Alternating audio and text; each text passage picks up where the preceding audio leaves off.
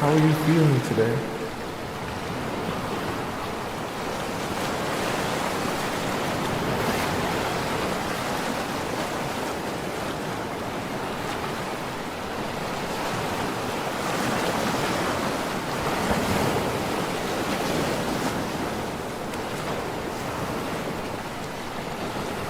Do you feel fulfilled in life?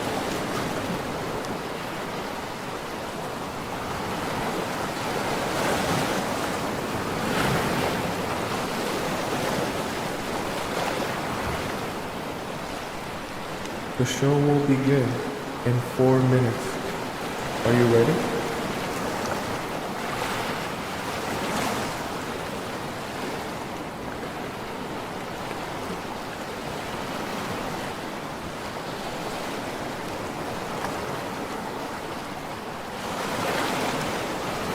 When was the last time you felt betrayed?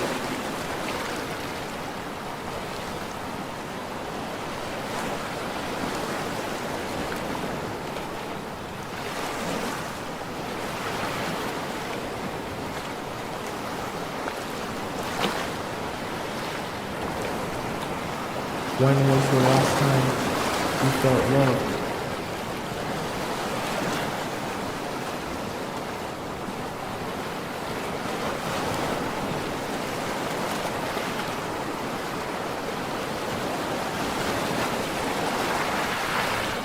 The show will begin in 3 minutes. Are you ready?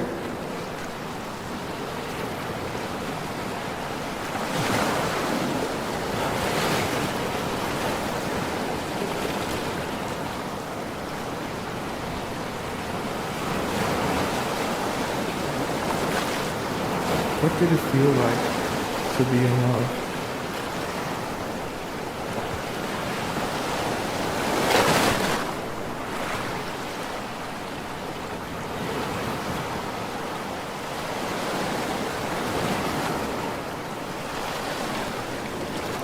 What is the most painful part of being in love?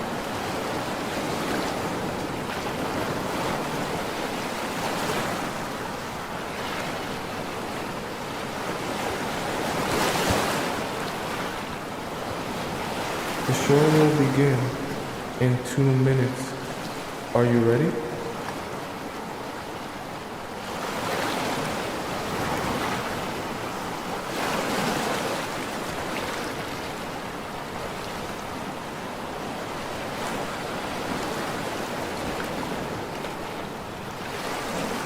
Are you ready to be transformed?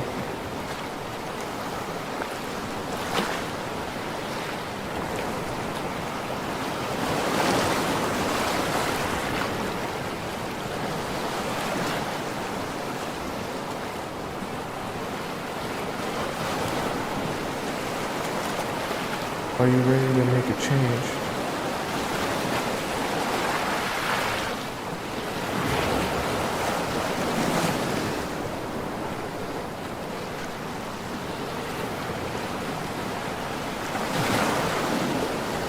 The show will begin in 1 minute. I hope you're ready.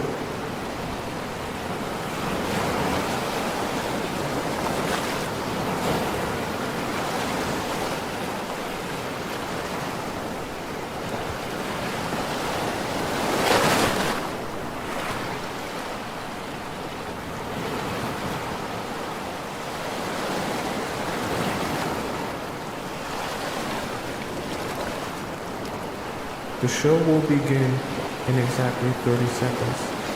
Get ready.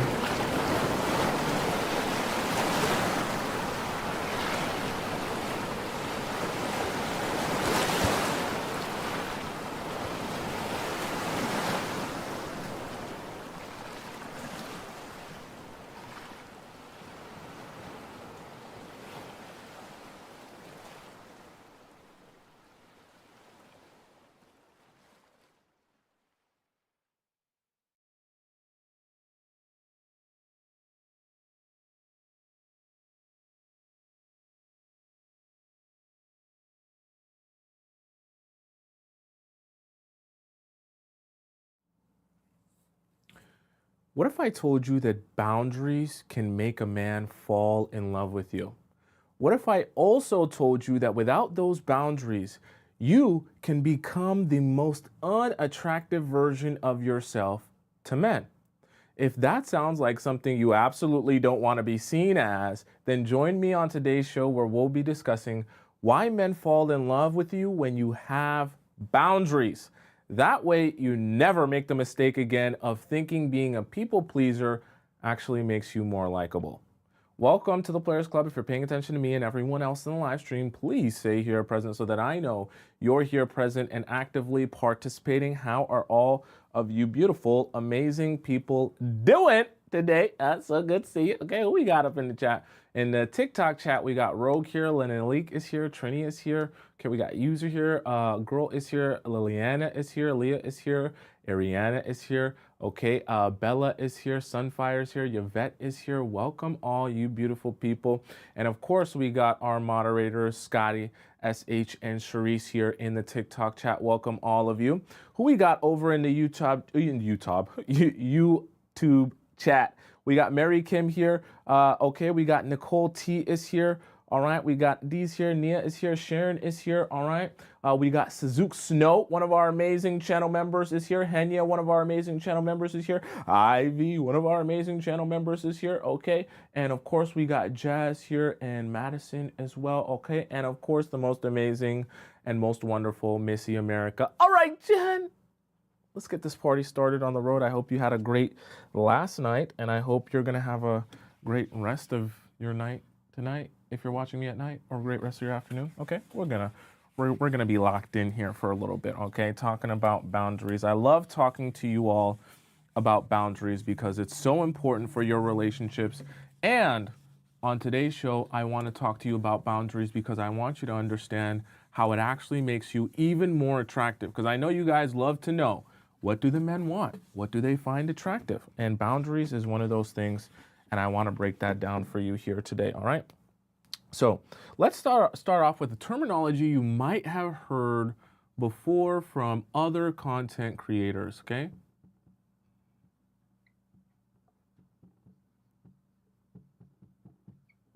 Wow, took the whole thing there. All right, categorization.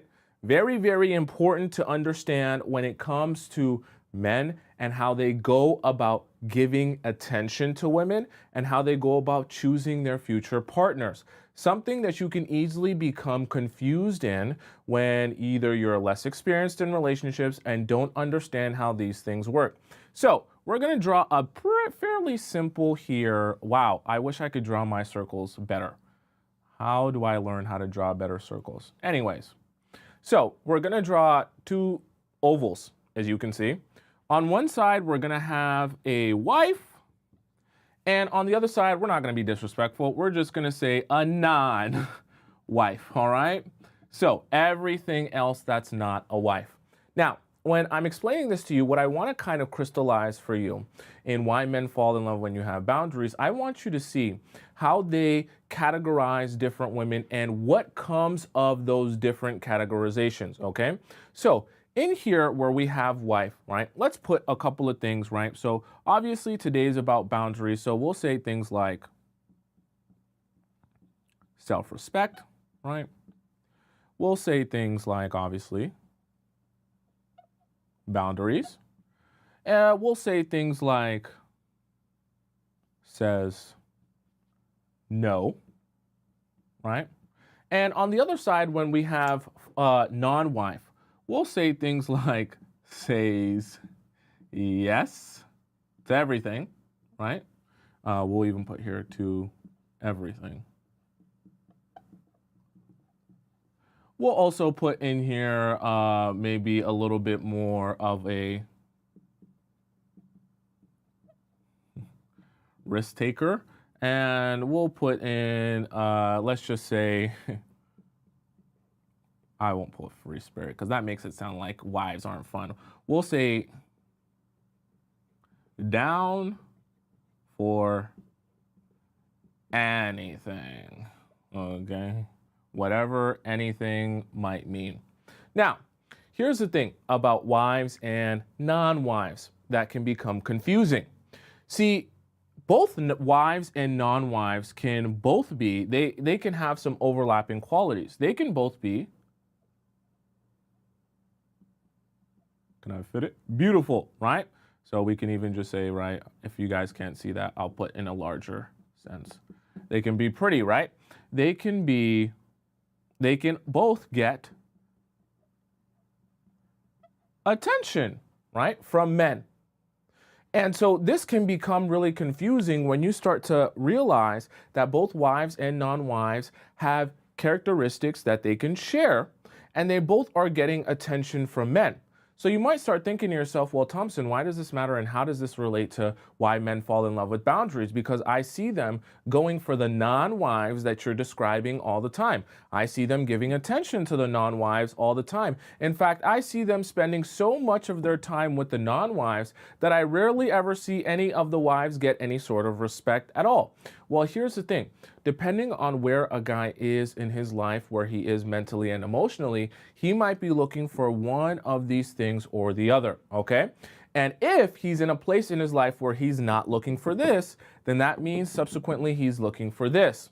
And even you will meet some guys who are under the impression that they're ready for this, but when you actually get to know them and you actually get to spend some time with them in a relationship with them, you'll realize eventually that they're looking for this because of what they ask of you, because of what the type of relationship they want with you, because of the type of dynamic that they start to build with you. You'll realize they're actually looking more for what we would describe as a non-wife. So how can this benefit you, and how can you utilize this information? Well, you need to understand that if men are constantly categorizing women, and at a certain point in their life, they become ready for this, right? That doesn't mean every man that you meet will always be ready for this, even the ones that say it. But when you understand that the men who are actually ready to build a long-term serious relationship are looking for these things, right? And these qualities, then you understand that the right type of man that you're also looking for will inherently be the most attracted to this version of woman. And the men who are not what you're looking for will be attracted to this version of woman. Here's the amazing part about that, is that you never have to worry about being attractive to this demographic here, right? So the men that you meet and you come across that find this the most attractive are subsequently telling you that this is where they're at mentally and emotionally and spiritually. So they're actually telling on themselves and explaining to you how they're not in the place, or they're not the type of man that you're looking to be in a relationship with. And so when you embody these character traits here that I have in the wife category, as we'll kind of discuss more, you end up attracting the type of man you're looking for, and you make it so easy for that man to be with you. Because all of these wife character traits here, and I could write out a whole long list that the men are looking for in a wife, right? All of these wife character traits here are all internal, right? Because being a wife is not just about being a 10 out of 10. Being a wife is about all your intangibles, right? How you're a nurturer, how you take care of him in a family, how you lift him up, how you make him feel. All of those things are spiritual, and they're emotional, as emotionless as men seem to be sometimes. But the great part about it is when you have those intangibles, the men who are looking for these type of women find it very easy to fall in love with you and to want and desire you because you possess those character traits. Now, the only men that will struggle to fall in love with you when you possess these character traits are subsequently the men who are looking for the non-wife. And that means that because they're looking for the non-wife, that they are subsequently not who you're looking for. Are you following me? Are we on the same page so far, and understanding why this is so important? Okay. Right. So understand that there's a categorization process that's always going on in men's mind. You don't have to be worried about fitting into this box. I also don't want you to become confused because you see both of these sides get similar things, like attention, right? Like looks from men, like messages from men. Understand that not all attention is made equal. We might have to have a whole nother show on that because I don't want to get too off topic here, right? Because not all attention is made equal by men. Men can give non-wives attention, and they can also give the wifey material women attention. And a lot of times you're actually going to find it in a little bit of the inverse. You're going to find that most men are giving a lot of their attention to the non-wives. Why? Because a lot of men are only ready for the non-wives, right? Mentally, physically, and emotionally. And that's essentially what they're looking for. And because they're looking for that, they show the most attention to the women who will fit in this mold, right? Think about the qualities I just described. Down for anything, okay? Being a risk taker, saying yes to everything, right? These all make it really easy for men who are looking to just have fun, not think too hard, not have to plan, not have to schedule, not have to build anything here or take accountability. The men love these type of women. But you're not looking to be this type of woman because you don't want those type of men. Does that make sense to you guys so far and why that's important? All right, let's hop into number 2, okay? Now, number 2 is where I really want you to pay attention. We might even have to call this stop pooping time. So if you're on your toilet and you're pooping, you snip your poop off. If you're in your bed laying down, you take your hand out of your pants, okay? Out of your pantalones. Because number 2 is really important for you to understand and kind of reshape the way that you think about boundaries and attractiveness, okay? So,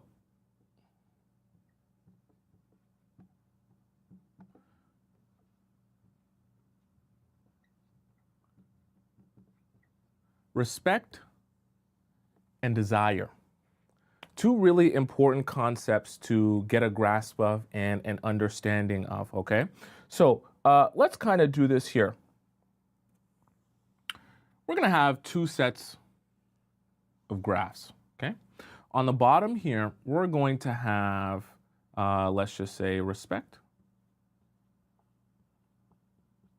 And on the top here, we'll put desire, okay? So, simply put, you've probably been under the impression that the men like the women the most, that, you know, they can do anything with, say yes to anything, or down for whatever, like we just mentioned earlier in the show. However, what I actually want you to take notice of is when a guy really desires you, and I'm not talking about when he wants to just smash you, when he wants to jackrabbit himself inside of you while you count ceiling tiles. When he actually desires you like the human being, not just your body and what's in between your legs. And he desires to build a relationship with you and build a family with you. You have to understand something very important.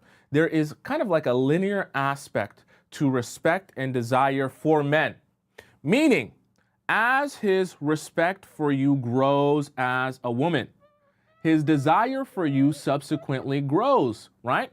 Because he can only truly desire a woman who he respects enough to see as an individual who knows what she wants, who lives with intention, who's capable of setting boundaries, who's capable of saying no to things, who's capable of standing up for herself and having a backbone. These are such important elements to respect. And when I subsequently respect you and I recognize those values and character traits within you, then I say to myself, oh, that's the type of woman that I want in my life. Are you seeing how those kind of correlate? And remember, I told you, when a man becomes emotionally and spiritually ready to start building a family and thinking about life more than just, oh, who's the next girl that I can smash, he immediately gets into a state where he's thinking the type of women I'm looking for and that I'm going to be the most attracted to are going to be the women that I respect. Okay?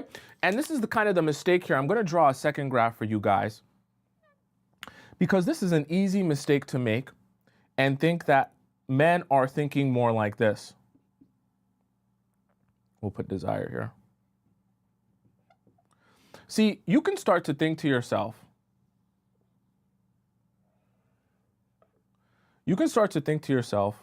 that, hey, if I just set boundaries for a little bit, right? Not too long. I just pretend, when I first meet him, I say things like, I'm not like any other type of girl you've ever met. So don't think that you're going to get anything from me, right? You think to yourself, oh, that's setting boundaries. I'm making myself look like the most worthy value wife that he's ever met in his life. No girl has ever said that to him, that, don't expect to sleep with me on the first night. I'm so much different. I'm not like these other girls you be talking to. But what ends up happening is as you start to like the guy, and you think he's attractive, you think he's amazing, you like the vibe that's going on between you guys, you start to say to yourself, well, I mean, I was saying I'm not going to sleep with you on the first night, but I really like you, and I like your vibe. I like the way you act. I like the way you talk. I like the way you walk, and I think I'm gonna let you do it. Just because I'm feeling the vibes between us. I'm feeling how things are going. I'm feeling that things are working out, and I can foresee the future that we would be together. Then you end up with a graph like this, where you start off with a lot of respect because you're talking and speaking a big game. And then as time goes on, your respect dwindles down and down and down and down. And as your respect dwindles down, so does his desire for you.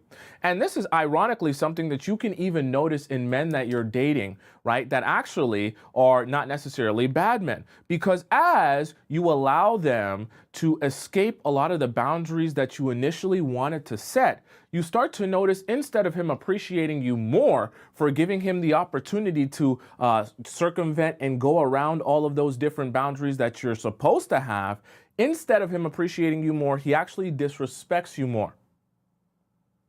Why does he disrespect you more? Because obviously his respect for you has gone down and his desire for you has gone down, while he was able to recognize that your so-called boundaries aren't actually boundaries. So that should kind of be a clue for you to help you understand, oh, actually, I'm starting to notice a correlation between when men respect me, right? They actually seem to treat me better. They actually seem to want me more. And then they actually seem to meet my standards more. Versus when they notice that they can disrespect me, or they notice that I don't have respect for myself, what do they subsequently do? They treat me worse. They disrespect me, right? They slap me in the face and they spit in my face and tell me it's raining, right? They treat you like you're an idiot. And so you have to understand that if you actually want to be the most attractive version of yourself, you cannot be saying yes to everything. You have to look out for yourself first and your own happiness, which means saying no to men when they ask you to be available to them 24/7, which means saying no to men when they ask you to see you every single day, which means setting your boundaries where when you start dating a guy and even though you start liking him, you don't immediately say, oh, well, now because I like you, you're going to get full access to me. No, it doesn't work like that.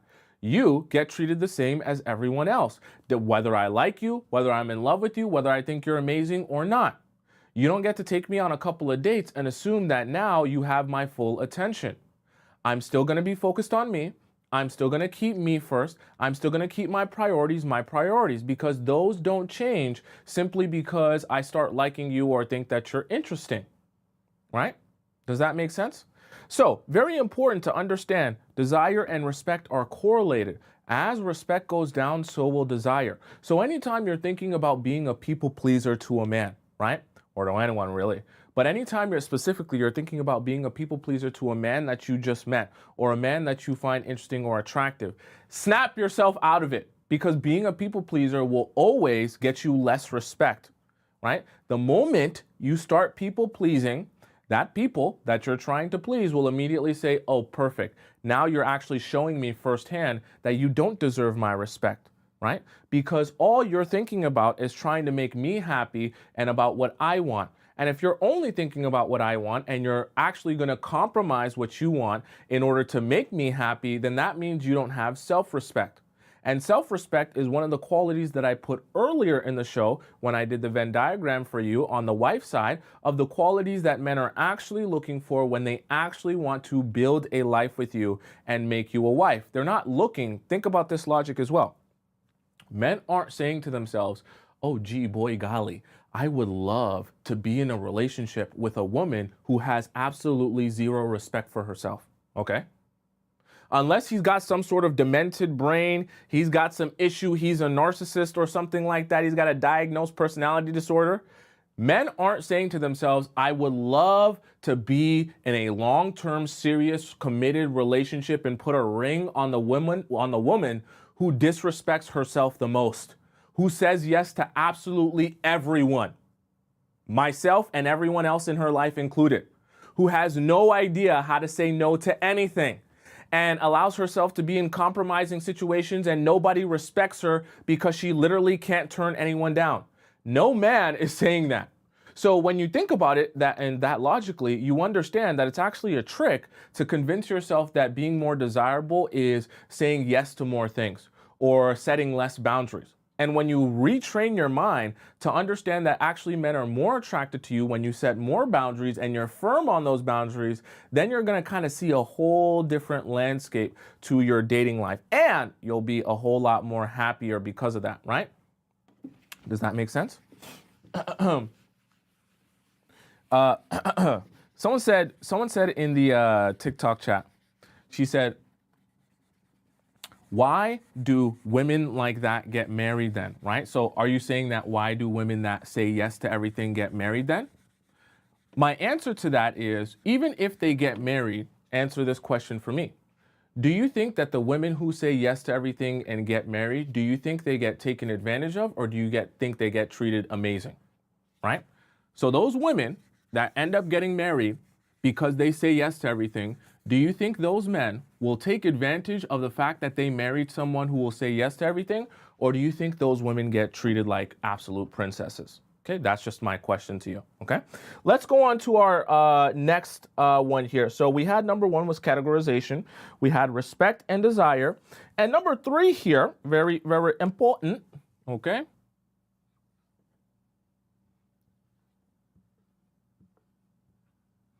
Make sure I,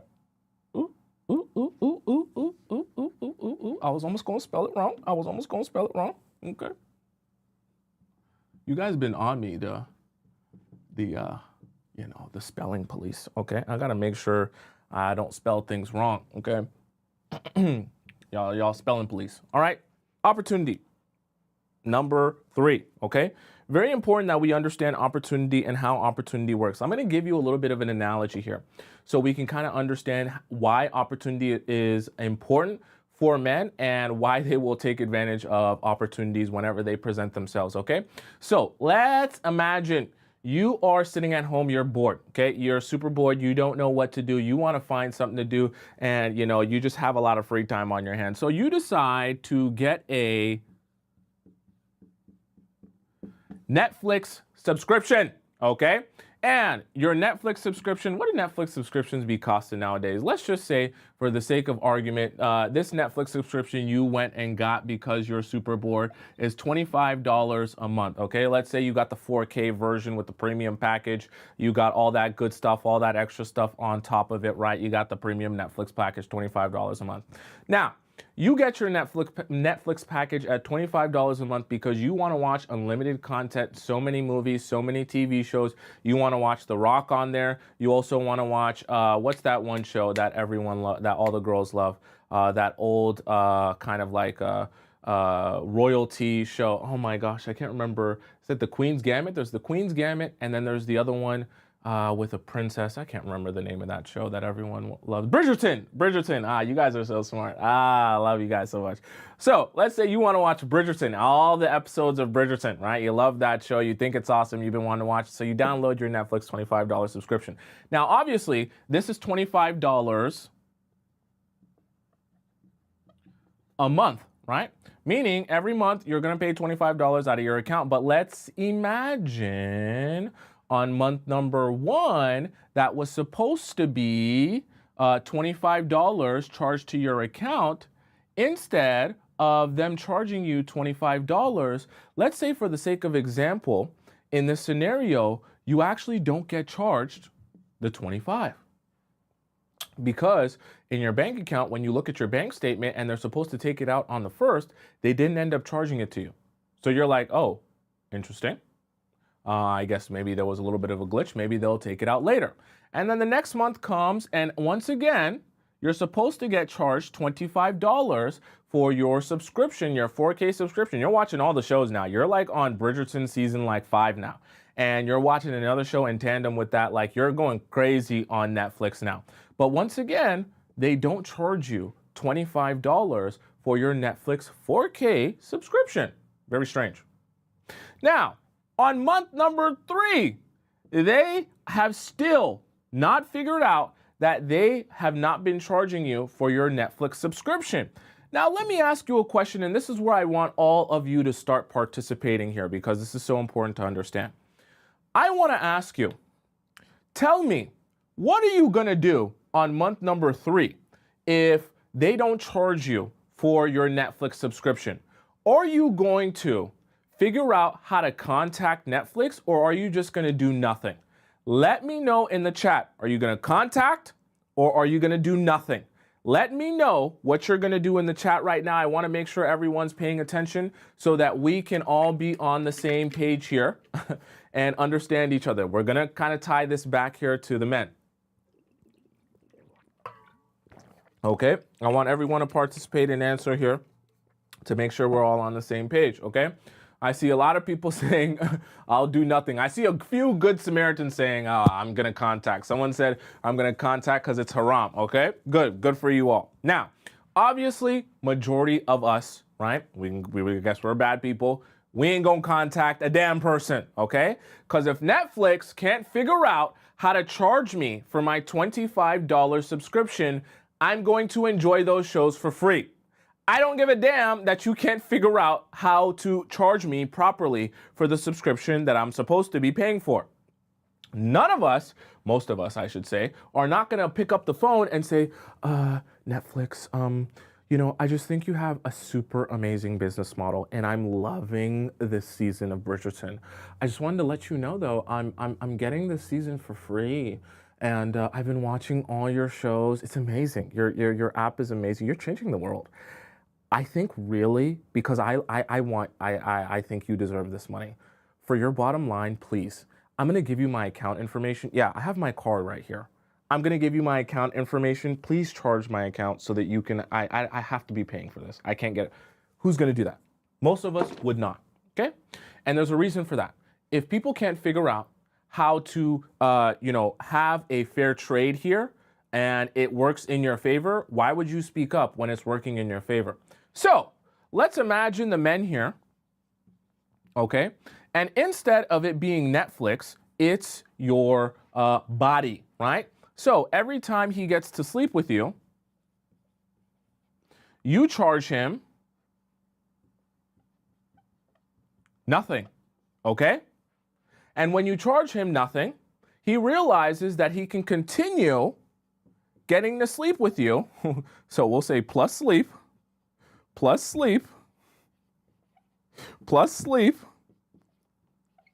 And every time he sleeps with you, it costs him nothing, okay? So I put $0 there. Obviously, we're not talking about monetary value, but I mean emotional, physical, and spiritual investment, okay? It costs him essentially nothing to sleep with you over and over and over again. So let's kind of look at this from an opportunity perspective and why this is so important for setting boundaries and why men will fall in love with you when you actually set boundaries. See, when you actually start to set boundaries and men realize that they can't get this from you or any sort of access for you without any sort of real investment, they realize that you actually have real value, okay?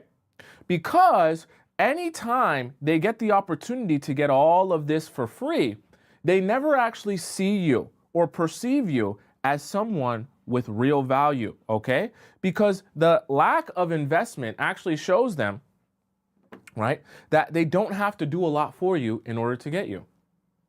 And when they don't have to do a lot for you in order to get you, they take that opportunity to continue extracting from you without ever giving anything to you. And it's so important to understand that men will always, always, always take opportunity when it presents itself. Men are in the business of taking opportunities to do less and receive more, okay? Don't get that confused and think that, oh, well, I guess the nice man in the world would definitely want to do more and receive less. No. Get that out of your brain, okay? The men that you meet, all of them, would be more interested in doing less for you and receiving more for you. The only time they choose to give you more is when they see it's required of them in order to get more access to you, okay? So you end up in a better position when from the jump, you let it be known within yourself and the people that you're dating, I only expect the best. Anything other than the best, you will not get access to me. Very simple, okay?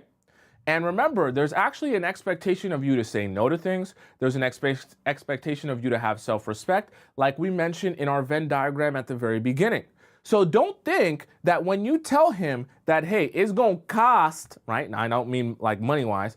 It's going to cost your investment in order to get access to me. Don't think that you're confusing him or making this harder for him or having him have a mental breakdown because he's like, oh my God, it's actually going to cost me investment in order to get access to you. No, you're actually perfectly in line with everything that a man would be expecting from a wife. You're not out of line there. And remember to yourself, when the men are actually looking for a wife, they're looking for those qualities. So they're looking to be charged to their credit card, right? Not literally. They're looking to be charged to their credit card if they're going to get access to you. They're expecting that. The same way when you sign up for a Netflix subscription, you would be expecting to get charged $25 a month for your Netflix subscription. And if they stop charging you, you're going to say, whatever, I guess it's whatever. Okay? So don't make the mistake of thinking when you set boundaries that men are going to say to themselves, oh, well, now that you set boundaries, I realize that I don't want you anymore. Well, that just means that he was never looking for a wife in the first place. Okay? Does that make sense? So let's hop into our next one here. Okay? I hope you guys like that example of Netflix. Some people said Netflix has a lot of boring shows. You guys think Netflix be having boring shows now? I don't know. I don't be having time to watch Netflix. I'm always here with you guys. Whatever. All right, let's move on to number 4. Okay. All right, point number 4. You guys will love this one. You really will. I think it'll resonate with you.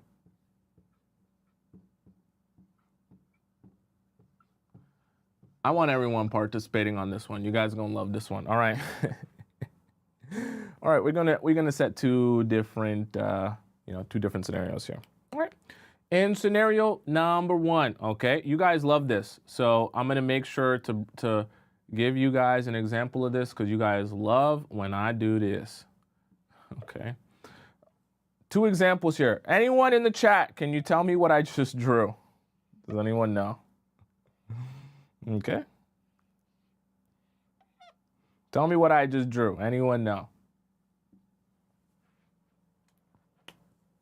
You guys know? You guys know? You guys know what this is? Okay. Someone said designer bag. What designer bag? Okay. What type of bag? It's a Louis Vuitton purse. It's an LV purse. You like my drawing there? Okay. Maybe I should draw some little ones on the side here. LV. Okay. LV. All right. Super fun. Okay. LV. All right. All right, so I drew an LV purse here. Now, in this example, there is some seriousness here to this. We're going to imagine 2 scenarios when you're walking into the Louis Vuitton store, okay? And I want you guys to participate with me. Someone said Telfair. Next time, it'll be a Telfair bag. I just got to remember how to draw the symbol. So when we walk into this Louis Vuitton store, let's imagine 2 different scenarios for when you walk into this Louis Vuitton store, all right? So in scenario number 1, let's just imagine when you walk into the Louis Vuitton store, one of the purses that you see on the rack there cost $5,000. Okay, that's pretty steep, okay? But it's a Louis Vuitton purse. You're thinking to yourself, you know what? It's the big LV, not the small one. And, I want to make sure I'm stunting on these other O's. And yeah. That's the one. I expect that to be that price because all these Louis Vuitton purses are top quality, right?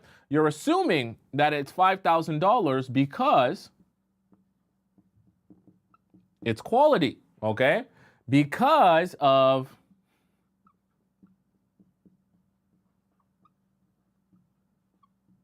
craftsmanship, because of the fact that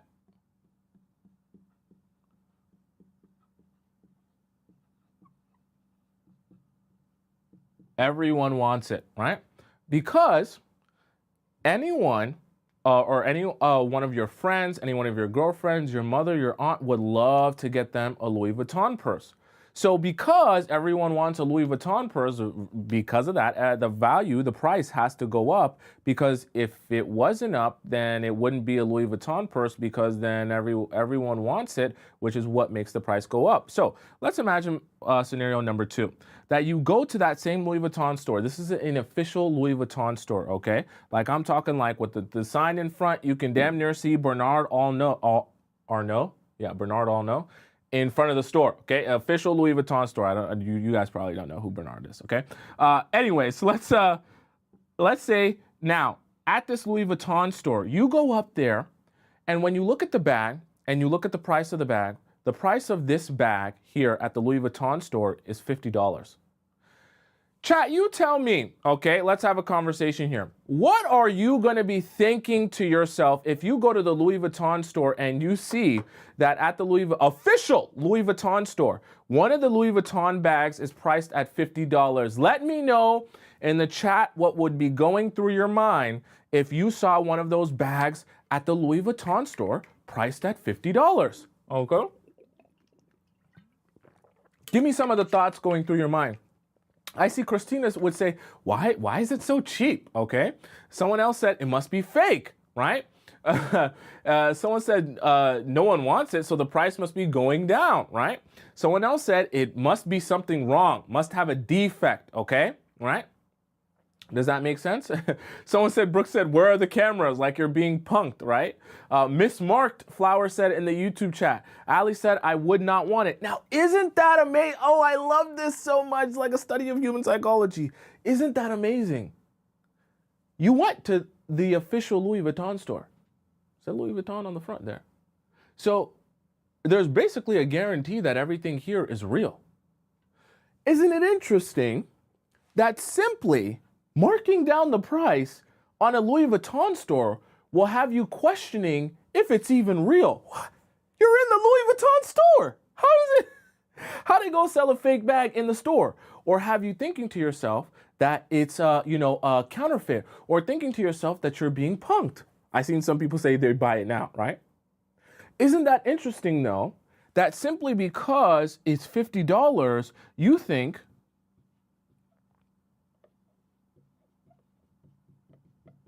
it's less quality? Isn't it interesting that because it's $50, you assume, someone even said this in the chat and I love this,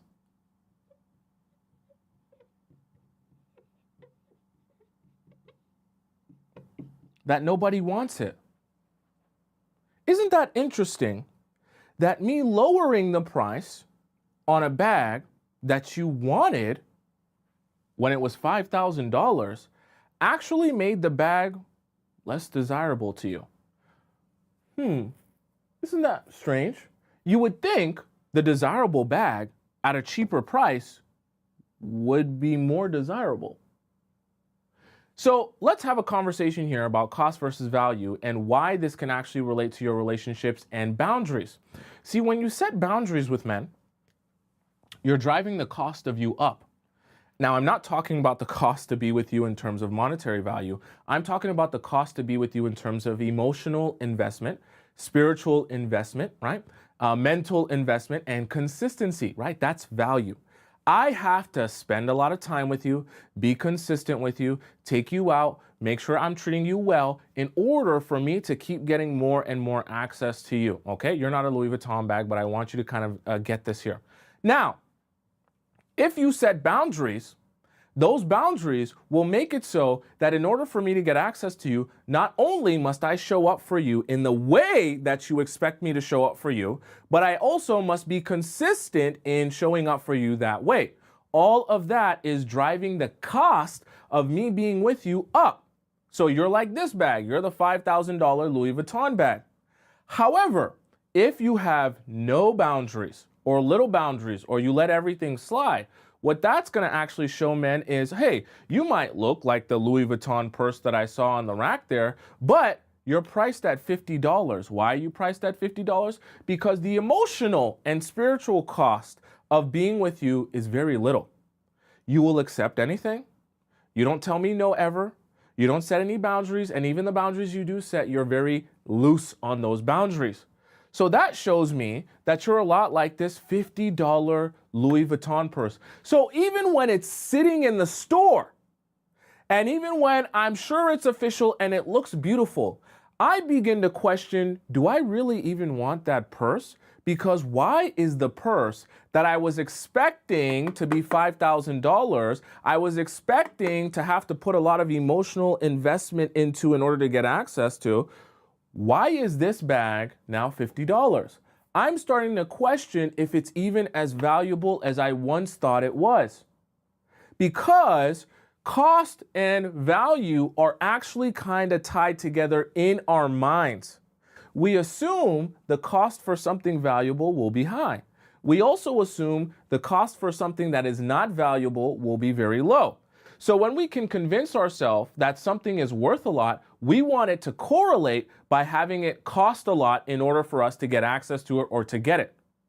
It's the same thing in our relationships. When men expect you to have high standards because you look like this most beautiful, amazing goddess, you look like all the men chase after you with like a hungry hyena, they expect that coming up to you and approaching you is going to be slightly out of their league and their wheelhouse. That they're going to have to put down their credit card, they're going to have to make some additional payments in order to be able to just get access to you. They're actually expecting that of you.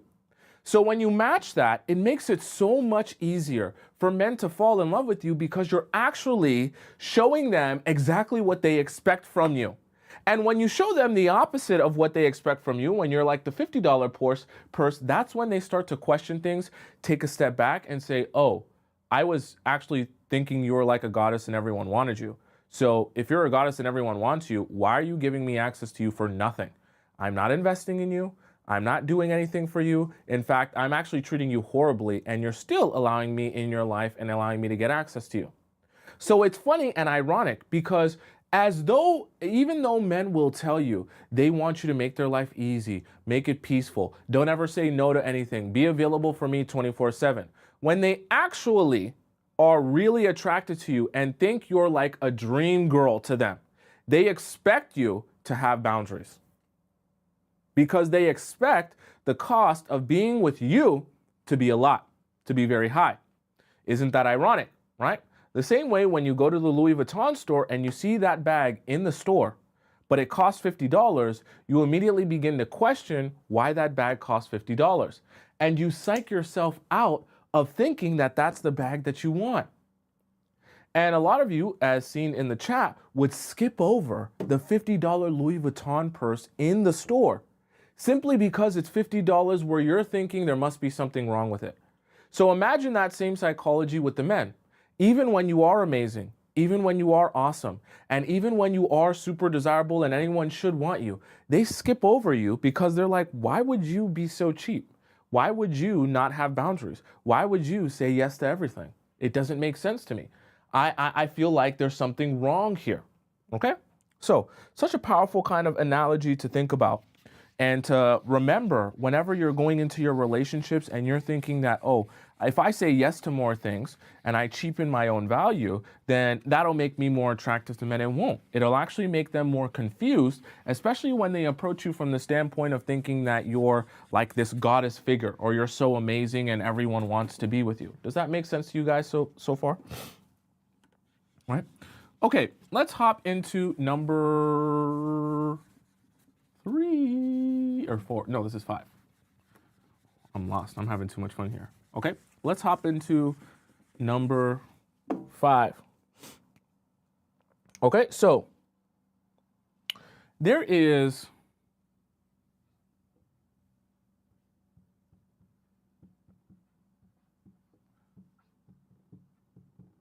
a future vision of what men want out of a woman and a relationship, that they envision this type of woman being the one that they end up with. So let's put down 2 different kind of things here. So we're going to have the future down here, and we're going to have the present up here. Okay. So very important. See, let's say the man is here. All right. He's got his hair right here. Let's draw him real nice here. Okay. Nice little t-shirt. Okay. pants. All right. Feet, huge. He's got huge feet. We know what that means. And you're over here, right? So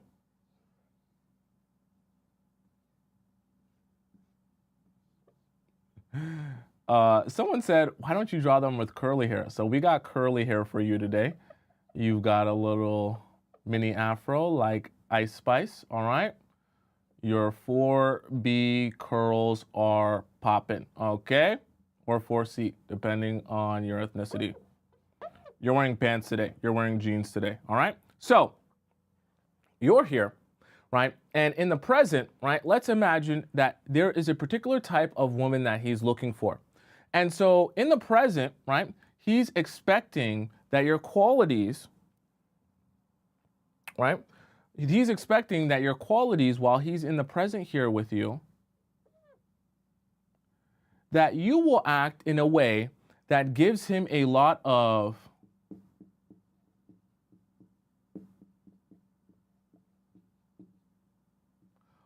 easy access to you, okay?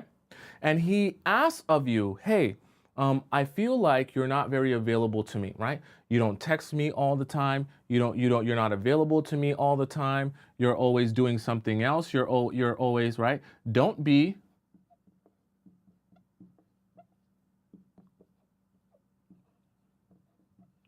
right? Don't be too busy for me, right? Be more fun, okay? So these are kind of some of the things that the men will ask of you in the present. So let's imagine here in a different scenario, right? Still him and still you.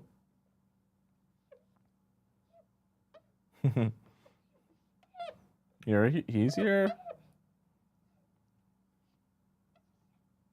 Okay, he's got skinny legs in this one. And you're here, afro and all. You guys like the afro side, right? Instead of just the Jennifer Aniston haircut. Oh, and we'll put in this one, you have a big booty. Okay, so we'll draw your booty here. Okay.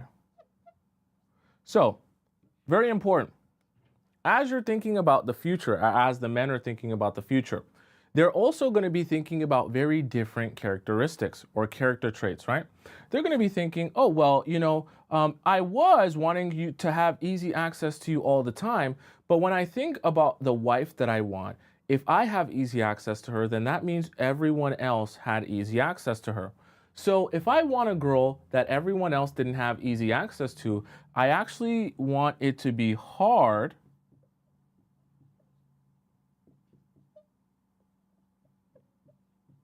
to access you. Because if you think about what men actually want for their future, they don't necessarily want a woman who said yes to everyone else before them. Ironic, because in the present, he wanted you to say yes to everything. Interesting. Also, right, when he thinks about the fact that, before in the present, he didn't want you to be too busy. Now, all of a sudden, he realizes that the girls who are actually having a life of their own aside from men usually have more self-respect, have a better self-worth, self-esteem, right? And they're more confident. So all of a sudden, right, he wants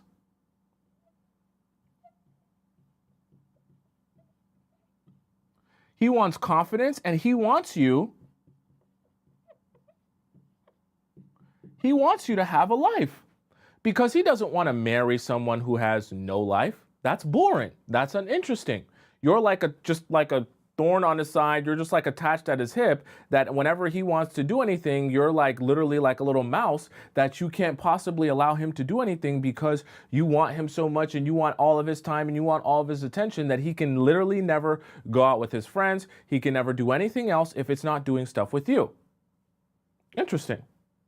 And also, remember before, he wanted you to be more fun, right? He wanted you to have fun. Let's have fun. Let's only think about fun. But then when they're thinking about their future, they're thinking to themselves, well, see, if you're always willing to have fun and you only are, having fun, you're not only having fun with just me, you're having fun with everyone else since before me, I actually want a woman who will say no to fun. Sometimes, not all the time, but no to fun. Why? Because if you can say no to fun to me, then that means you were able to say no to fun to all the other guys who've been trying you since before I met you. Because none of these men are meeting you at, when you're born, okay? All of these men are meeting you as an adult with experiences already underneath your belt. So the reason that I call it future vision is because what I want you to kind of identify and understand is there's a process to what we could describe as a waiting game. And when men are in the present a lot of the times, right? Let's just say the present is when they're more, let's say emotionally immature. We can put it like that. When they're more emotionally immature, these are the type of things that they want, right? They want these things because it serves them the most at that time when they're emotionally immature. When they're looking to just have fun, when they're looking to just spend time with anyone and anything with very little investment, these are the exact qualities that they want in that present or in that emotional immaturity. However, when those men mature in their lives and they finish utilizing all of these types of women, they eventually come to the point where they say, okay, now I'm at a place where I've had enough of this, okay? This was great. I slept with 100 girls, 200 girls, as many girls as I could possibly think of, and I got easy access to all of them. When they start thinking about, all right, what more is there to life and relationships? They start thinking about the qualities that they want in a woman for the future of their life and their relationships, okay? Right? Someone said 200 as well. You should watch Love Island, all right? Some of these people be going crazy, all right? Or any of these dating shows. Some of them be going crazy. Now, very important, right? To understand that there is always, right? There's a difference between the mentality that men will have when they're more emotionally immature and the mentality that men will have when they're looking to build something long-term in the future. What you have to understand is not all men that you meet will be here, okay? And also, even the men that you meet that might be good men, the fact that they might not be here, some of them might just never get here. So you might meet older men who aren't here yet, okay? You might also meet younger men who aren't here yet. And vice versa, those that are more emotionally mature might be here, and some of them might be here and eventually get here, and some of them might be here and never get here, okay? But here is the most amazing part for you. And actually, this kind of ties into everything that we're talking about. See, men fall in love when you have boundaries, right? But a very particular type of man falls in love with you when you have boundaries, right? And this is kind of where I want to tie this into you so you actually start thinking to yourself how to present yourself to attract what you actually want. See, yes, theoretically, men can fall in love with this type of women here, okay? But the men that fall in love, we could say, fall in love with these type of women are actually not the men that you're looking for. So when I talk about why men fall in love when you have boundaries, what I really mean is why the right type of man falls in love with you when you have boundaries. Because what you're not looking for is a man who is in this emotional immature state where all he wants is easy access for you to be not too busy and for you to be more fun. Because if that's what he wants to fall in love with you, all you're going to receive from that man is minimal effort, right? No appreciation, no consistency, right? For him to just kind of treat you however he wants to treat you. And so you end up being unhappy because the way you try to present yourself and the way you try to attract men into your life is by being this. So you attracted the type of man who's looking for this. So when we're thinking about why men fall in love with boundaries, you should really be thinking about why do the men that I'm actually looking for fall in love with boundaries? Because the truth of the matter is, and this is where I kind of have to tie it in and be honest with you, the men that you're not looking for will not fall in love with you for having boundaries. They'll actually resent you or be repulsed by you for having boundaries. But what I don't want is for you to get discouraged thinking that just because you meet some men that don't like you when you're not like this, that means that this doesn't work. It does work, but it works for you in the way that actually is going to work for you and bring you happiness. It doesn't work for you in the way where you're going to attract a whole sea of random men that all want different things. What we're trying to do is we're trying to put you in a position to win and get the man that you're actually looking for. So we don't need to dress you up and make you nice and fancy and attractive to the men you're not looking for. We want to figure out what the men you're actually looking for, what their mentality is, what they look for, what they're attracted to, and we want to put you in that place and shine that light on you. Not shine the light on you that makes you attractive to all of these other guys, okay? All right? Can says this pushes away the ones that don't want you precisely, which is actually exactly what we want. We want to push away men who are looking for this. So every time a man approaches you and you tell him about you having boundaries and you stand firm on those boundaries, all of a sudden you're repelling him away, but that's good. Every time you set boundaries and a man is repelled by that or repulsed by that, or, he just doesn't want you anymore because of that, you should be smiling ear to ear because you're like, I'm so glad I got rid of one more man who was looking for this. Because I never want to be with a man who's looking for this. I want to be with a man who's looking for this. Because when he's looking for this, I'll get so much better treatment from him when he's in this mind frame. Because if he's in this mind frame, I'll be struggling to get the bare minimum. Okay? Right? Does that make sense? Okay, I hope that makes sense to all of you. All right. So do you guys have any questions about the 5 that we just discussed here? By the way, if you guys missed any of the points that I discussed, they're all available on my YouTube channel. On top of my head is just Tomisin Atobatele. Type it in on YouTube. And then when you get to my YouTube page, I'm live there at the same time. You can rewind it, or you go into the live section if it's afterwards, and you can rewatch it there. So don't think that you missed anything or that you need me to repeat the points. They're all available to you. This is all recorded. Okay. Very important, okay? Very, very, very important that you guys understand this and why this is so important, right? ABC says you have to be strong enough and love yourself enough to let him go if he says he wants intimacy without commitment. Precisely, right? And that's why this is kind of point number 5, because I don't want you guys to get discouraged thinking that, well, Tomisin, I set boundaries, and the guy that I wanted, he wasn't more attracted to me for setting boundaries. In fact, when I set boundaries, he told me that he didn't like me or he wanted to go see other people. So why is that? I thought your method worked. It does work, but it works for this type of man who's looking for this. It doesn't work for these type of men. So then you have to ask yourself a question. Why are you trying to date someone or be in a relationship with someone who's looking for this? You're never going to be happy if you're in a relationship with a man looking for this. Now, if you just want to have fun, you just want to do whatever you want to do, sure, then you can be up here. But if you want something long term, you cannot be okay with building with men who are looking for this. You should only and exclusively be spending your time with men who are looking for this. Because that's where you're actually going to have happiness. That's where you're actually going to feel emotionally safe. And that's where you're actually going to have success in your relationships. Okay? Does that make sense? Flower says, I have boundaries up the wazoo, always have. Good thing I'm happy alone. It's good. It's good. Okay. Never be in fear of having boundaries, chat. Okay. I really want to emphasize that to you all very, very much. If you're in fear of having boundaries, the men will come into your life. They'll make you feel bad for having boundaries and they'll walk all over you. Okay. Right. Lillian says, an example of how to set a boundary in a respectful yet firm way. I actually have a whole show on my YouTube channel about exactly how to set boundaries properly, right? That's kind of a process that I like to take my time in and explain to you guys. So go into my YouTube channel and then go into the live section. Just type in Tomisin, type in how to set boundaries, and then watch the whole YouTube video that I did on that, okay?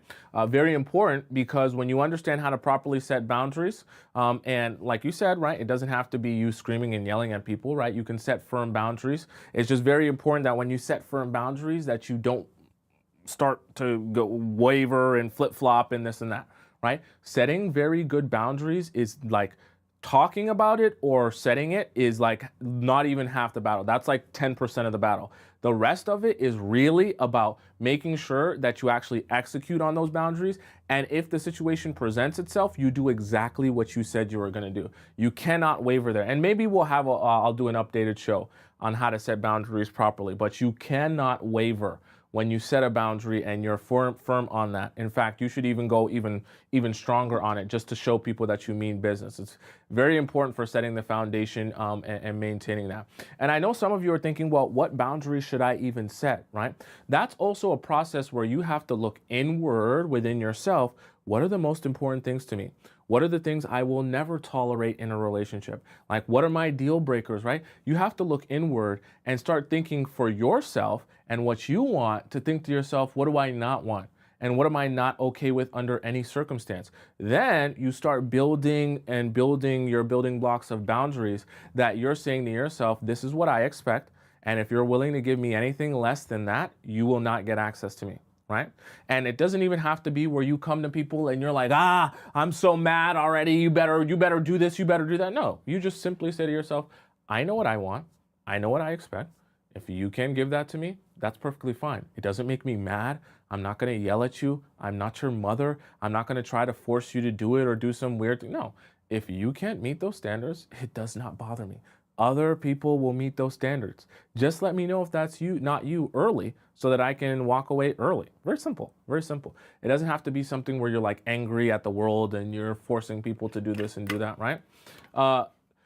D's for Ev says, I told a man that I'm not into texting and he should call me if he wants to talk. Never heard from him again. Perfect, perfect, perfect. And I really mean that from the standpoint of, you have to understand, you're a woman, right? So the men approach you because they want something from you. They want to spend time with you. They want to get to know you. So you're automatically in a position of leverage, right? Think of it like a negotiation. If you're in a position of leverage because he wants something from you, or he wants access to you, then you get to set the terms of this negotiation, right? Or this agreement. Meaning, if I want men in my life to call me or I expect them to do this or do that, that's your choice. And you just state it. You don't have to be angry about it. You just state it. And once you state it, or once you set it, I should say, that becomes your boundary. And if he wants access to you, he either meets that or he doesn't. And if he can't meet that, then it's fine. And if he removes himself from the competition because he knows he can't meet that, even better. Now you don't have to let him down. Okay? Trust me. The most, I guess we could say, shocking part of setting boundaries is when you set the boundaries with men. Some men will just be repelled by that. They'll walk away, they'll whatever. They'll be like, I don't want to talk to her.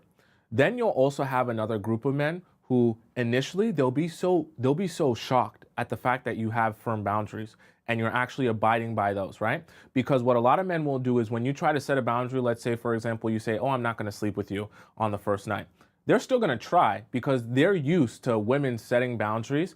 And then in the heat of the moment, if you do enough things right, they will go backwards on those boundaries. So when you say it the first time, they're not actually listening to what you're saying. They're trying to see, okay, we'll see if you're really about that. So then what happens is when you set the boundary and then you actually abide by that, they say, whoa, whoa, you're not actually saying you're different, you're actually different. Because when I tried it, so for example, if you say, I'm not sleeping with you on the first night, what's he gonna do? He's going to wine and dine you. He's going to talk nice to you. He's going to compliment you. He's going to look into your eyes. He's going to invite you back over. He's going to say, hey, let's drink a bottle of wine. It's going to be so romantic. R&B is going to be playing some nice soft music. You're going to be laughing. You're going to be giggling. You're going to say, it's getting late. You should sleep in my bed. Then when you sleep over, he'll give you some nice comfy clothes. Maybe we should cuddle. We're feeling good. I feel like you're the one, right? And he'll talk to you real nice. And then when you sleep with him, he'll say, aha. When I added enough stuff in and I made it comfortable for you, you went backwards on what you said you were going to do. You're not actually different, right? You just want to pretend you're different so that it sounds good. And so men get used to that. And when you finally actually when you actually stand on a boundary, they say, whoa, no, this is actually different. You actually mean what you say. So it's a little bit of a splash of cold water to some men. So they take a step back in shock. And then what happens is after a couple of days or a week, they come back and they say, you know what? You're right for setting that boundary. And I apologize for treating you as if you're wrong for having those boundaries, because you absolutely should. And so what you'll find is when you set boundaries, yes, some men will be off put by that, but some men will just be initially shocked by that. Then they'll come back with more respect for you because they realize you actually mean business. Very weird. Very weird, okay? But any of you that have actually set boundaries with men will know this to be true, right? They might say, "Oh my gosh, like you actually went through with what you said you're going to go through with. Like you're actually about it." And then they'll say, "Damn, oh, I mean, I actually respect that." And you'll be shocked. You'll be thinking, "Damn, so you actually respect me more now for saying no to you?" And they'll be like, "Yeah, no, I appreciate that. Like I see that you have self-respect." And you'll be shocked at how when you have more standards and more boundaries that you just end up meeting men who come into your life, and then when they realize that, some of them want to meet that, right? And you realize that you are only getting less because you were accepting less. And when you started only accepting more, you just got more. And that's a very simple equation there, okay? So I want your life to be that simple and that straightforward, where you realize that getting more is about expecting more. And you don't want to be scared or be nervous or be in fear that, you know, you need to lower those boundaries in order for men to like you or appreciate you or any of that, okay? All right, chat. Let's hop into the next segment of the day here. Spam up your reacts emojis, spam up your headphone emojis, spam up your camcorder emojis. We're about to hop into our next segment of the day where I'm going to be reacting to TikTok videos that you guys sent in to me about relationships and situationships and everything of that nature. Also, let me acknowledge some of the amazing donations that we have so far in the YouTube chat, okay? Because you guys are so generous in the YouTube chat. We have 2 donations. One comes from Suzuki Snow, $7. She said, loves this channel, so helpful. Thank you, Suzuki Snow. Ivy donates $10 in the YouTube chat. Thank you so much. You guys are so generous in the YouTube chat. Ivy donates $10. She says, hi, Tommy, should you tell a guy you are looking for a relationship when you first meet? I mean, when you first meet a guy, like let's assume you meet him at from a dating app, right? That's a given, right? That you're looking for a relationship. So that's one of those things that doesn't necessarily need to be stated unless you're meeting someone as a friend, if that makes any sense, or at some sort of work event or something like that, where the initial conversation that strikes or the initial meeting might not necessarily be based around relationships. If you're meeting a guy at a, from a dating app, right? Or you're meeting a guy at, let's just say, a singles event, right? It's pretty straightforward. But if you're meeting a guy in a more casual sense, right, that should be something that gets discussed or weaved into conversation, right? And also, I also think that when you know what you want, that's the most important thing. Because sometimes as well, when you're thinking too much, oh, let me express exactly what I want or what I expect, when you overly express that, the men just figure out how to meet that. So I actually think for the most part, unless there's like going to be confusion if you don't state it. Like, for example, if you guys are like in a friend group just hanging out or something like that, and there's actual confusion as to, oh, I thought we were just, hanging out as friends. I didn't know that you were trying to do a relationship.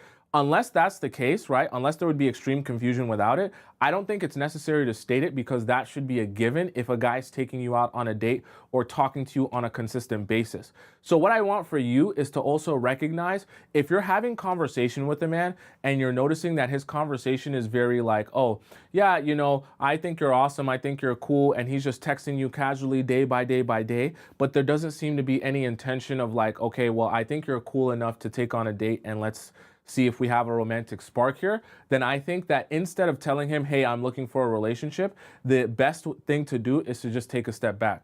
Because you have to also let men show you what their level of intentionality and interest is in you. So to answer your question simply, I think in 99.9% of cases, it's not necessary to say because a guy will show you his level of intentionality with you by just doing it, right? And his approach, right?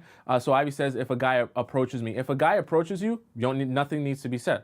Unless you're, obviously, right, a guy will ask you, are you single? Are you in a relationship? Then you can say you're single, but you also want to leave some space. Let's see what you do with this. You don't know if I'm looking for a relationship, but let's see if you're intentional enough, that you want me enough, that despite whether you know if I'm looking for something or not, you say, I want you. It's good to have the cards on the table of him first, where he says to you first, I want you. Now you get to operate under a condition of, okay, you want me. I'm not sure if I want you, sell me, right? And that whole relationship can be based off of that. Sell me on the idea that you really want me, you're really interested in me, and you want to make this work. Let's see what you got, right? Convince me. Very good way to go. All right, let's hop into our next segment here, and I'm gonna play a little bit of an intermission video. Today's intermission video comes from the Wizard Liz. Okay, the Wizard Liz's intermission video today is how to become mesmerizing and attractive. Okay, and while I play this, I'm gonna clean up a little bit, and then I'm gonna come back for our react segment. All right, chat. All right, let's hop into our intro. You have to make people feel important. The way I do this is when I am sitting with someone or I'm going out, I make sure I have my full attention on them. I'm not looking around to other people. I'm not on my phone. My phone is not even on site. I will put my phone away and I will talk to the person. I will look at them. And best believe when that person leaves my table, they will leave more confident, feeling better about themselves, and literally thinking that they're a walking blessing on earth. We as humans, we naturally seek out things that make us feel better about ourselves. That's why a lot of people, they go for sugar, or they have like different addictions that releases dopamine in our head because it makes us feel good. So when we have people in our life that makes us feel good about ourselves, we naturally are more attracted to them. Well, I listen to them. I let people speak. I let them tell them about themselves. People are so interesting. You have to look at people as if they're the first person you've ever seen, and as if you're falling in love with them. Even with my girlfriends, like I literally look at them like, whoa, you're so amazing, you know? And because I give out the energy of like, you are so amazing, it naturally comes back to me. People think that way about me because I make them feel amazing. Work on your communication skills. The number one thing that people have always praised me for, random people, my neighbors, whatever, whenever I talk to them, they are like, Liz, your communication skills are phenomenal. Like, it's out of this world. Why? Because I can talk to anyone. I'm like a chameleon. I can talk to a very serious person. I can talk to the funniest person on earth. They will all love me, okay? Why is this? First of all, I know how to put my thoughts into words. I know how to correctly say things, and I know how to say things without really offending someone, right? I also know how to explain things to people like they're a 5-year-old. If you're really good at communication, if you can explain what you want to explain to a 5-year-old. Because a lot of people, they tell me as well, like, oh, why does she talk so like childish? Why does she not use bigger words? You guys don't realize that people that don't really speak English that well are watching my videos. And they watch my videos and they have to understand everything that I'm saying. The biggest, powerful people knew how to talk and explain things in simple words. I'm gonna go on here, yeah? And I'm gonna talk in difficult words. I'm not gonna explain. Who's gonna watch the videos? Like, not everyone understands this. So you have to learn on how to make your thoughts make sense to everyone, so that everyone will understand what you're saying. Your body language, when you're sitting with someone, make sure you're always sitting towards them. Never turn your feet away from them or your body away from them, because this shows that you're not interested, or it's almost like, oh, I want to leave, okay? Don't close yourself off. This, if you talk like this is like a barrier around yourself. Just try to stand like this with your hands next to you. Another thing is, people are less likely to trust you if they cannot see your hands. So make sure your hands are always visible. Don't put them in your pocket. Don't put them behind you, because that will make people subconsciously be less likely to trust you. And a very important thing as well is, when you're talking to someone, make sure you keep eye contact. And I'm not saying like this and like crazy, looking at them with crazy eyes. No, just know the art of eye contact. Look people in the eyes when you're talking. It shows confidence. It shows that you're comfortable with the person. Don't be looking around constantly. And if you have a hard time looking at people in the eyes, look in between their eyebrows. It's almost the same thing. They will not notice it, okay?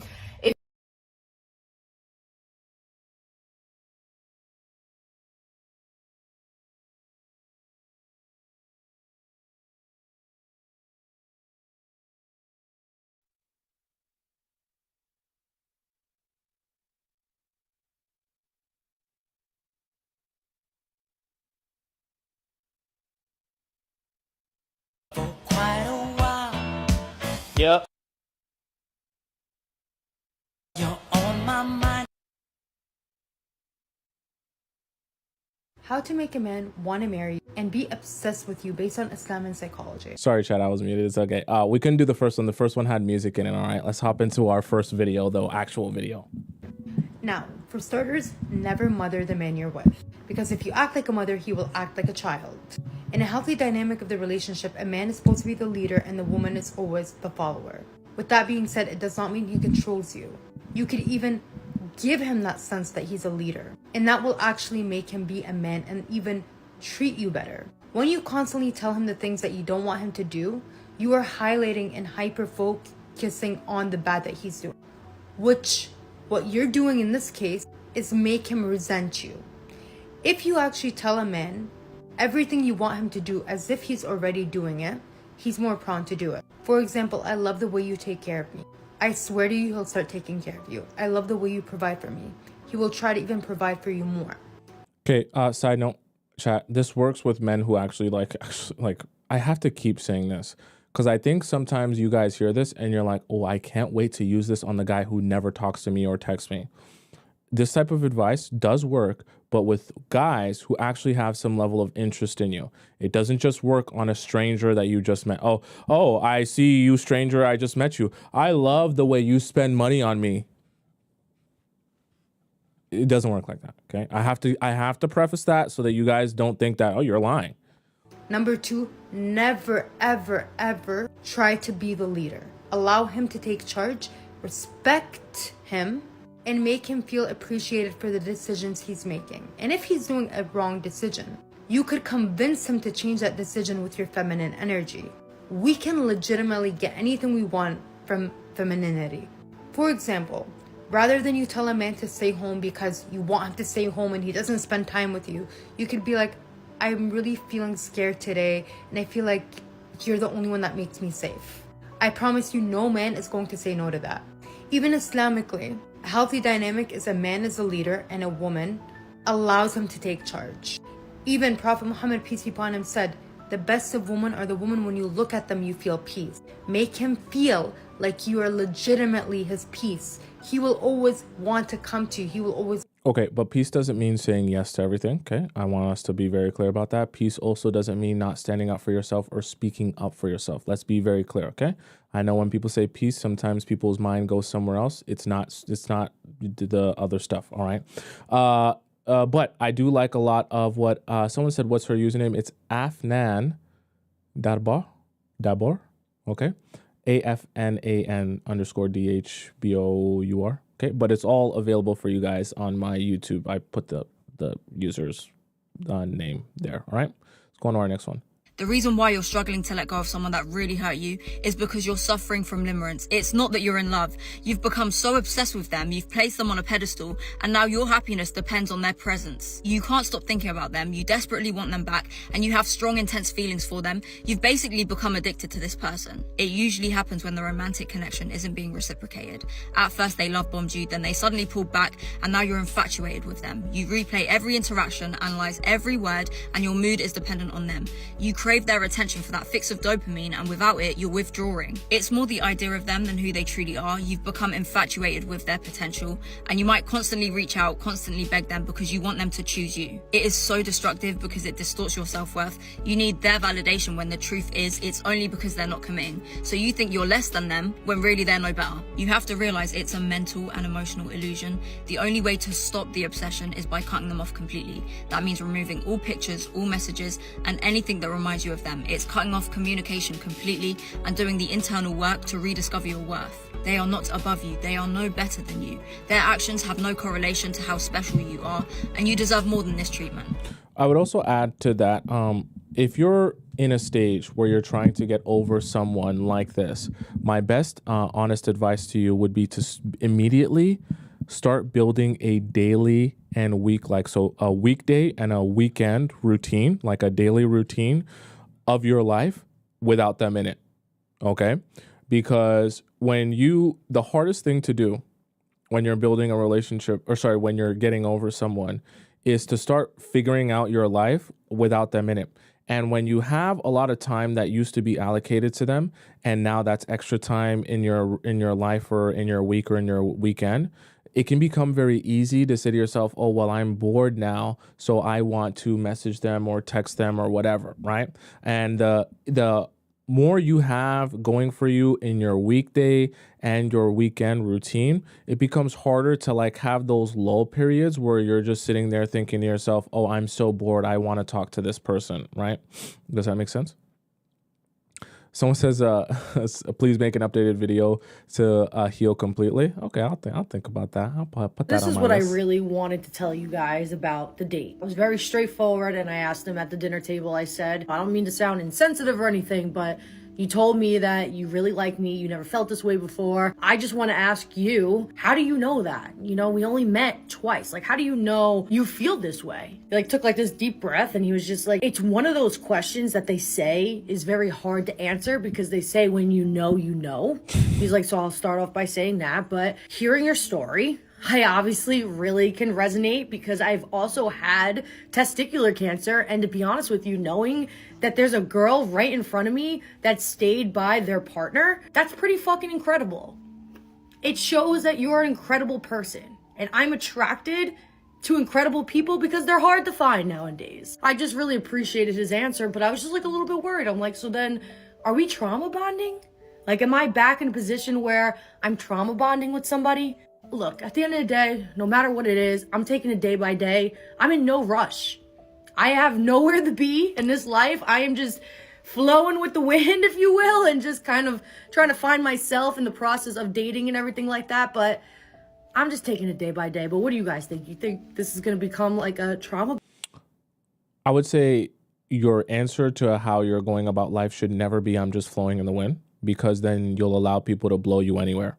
Okay, that's number one. Number two, I don't think that it's necessarily a bad thing because he said that one of the things he likes. Okay, there's a difference between saying I like you because of the story that you just told me and saying I like this aspect of you. And I think that guy, not some guys are a little bit emotionally stunted. So when they're answering the question, they don't realize the actual question they're answering. If someone asks you, what do you like about me? You're supposed to give them characters and quality traits that you've actually experienced with them. Some guys don't get that. But if someone says, what are some of the things that you've, liked that I've said, or what are some of the things that you find interesting about, my experience or my past or whatever, that's a totally different type of question, right? And I think he got it a little bit confused because saying that you like someone and saying that you like them because of an experience that you never had with them that's not liking the person. You're just liking the fact that this experience speaks to you, which that's not a crime, but you're liking the fact that the experience speaks to you. You're not liking that person, right? So it'd be different if he says, I like you because you stood by me when I blah, blah, blah, blah, blah, blah, blah, blah, blah. Let's say he was the one with testicular cancer. That's totally different. That's an experience. So I like this character trait because of what I experienced with you. You can't say I like you because of an experience I never had with you or because of a story you told me about someone else. That doesn't work like that. So I get it. Some guys don't understand the difference between that, which actually is why when I tell you one of the questions to be asking, not brand new guys, but as you start dating or seeing a guy on a more regular basis and it's becoming a little bit more serious, that's when you start asking a question. One of the questions I say to ask is, what quality or character traits about me do you like specifically? And get a gauge on what they say or what they answer. Because if they can give you actual, qualities and character traits that are unique to you and give you examples of that, that means they actually like you, not just like the idea of you or like, how you treated or did something with someone else, right? That's not about you and their experience with you. What the heck? Part 2, how to get this man to fall in love with you, how to get him emotionally attached. And ladies, you're not going to be asking ever again how to get a guy to do this for me, how to get a guy to do that for me, or how do I get him to buy me flowers. She reminds me of some TV or movie character. I can't put my finger on it. Listen, you get his heart, he will do things for you out of just plain old desire because he wants you and he loves you. And, a lot of women are like, no, men hate women, men this and men that. Listen, men will marry women they hate every day. Men will marry women they dislike every day. actually having a man fall in love with a woman is actually more rare than you think it is. So if you're not willing to do the work, you're not willing to actually think the long game, you're not actually willing to think about how to get this guy to open up to you, you're not ready for marriage. Okay, you're not ready for marriage, because the Bible says in Proverbs 31 verse 11 that a husband, his heart trusts his wife, that he has security in her, he has peace with her, that his heart is safe. The one thing I got from that verse in Proverbs is, okay, I love how on this show we're like everywhere. On this show we have some quotes from the Quran, we have some quotes from the Bible, we got some quotes from every religion ever. This is awesome. You have to cultivate as a woman a place where this man can come to you. Like I said about Samson and Delilah, I'm not saying to be like Delilah. I'm just saying take the principles of how she was able to lower his guard. She had evil intentions, but not saying don't throw out the baby with the bathwater.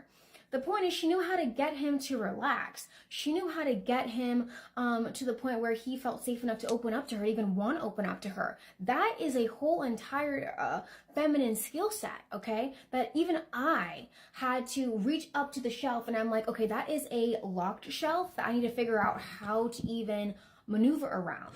Okay, actually, something very interesting that I want us to have a discussion about, and I love her video so much that I'm going to interject.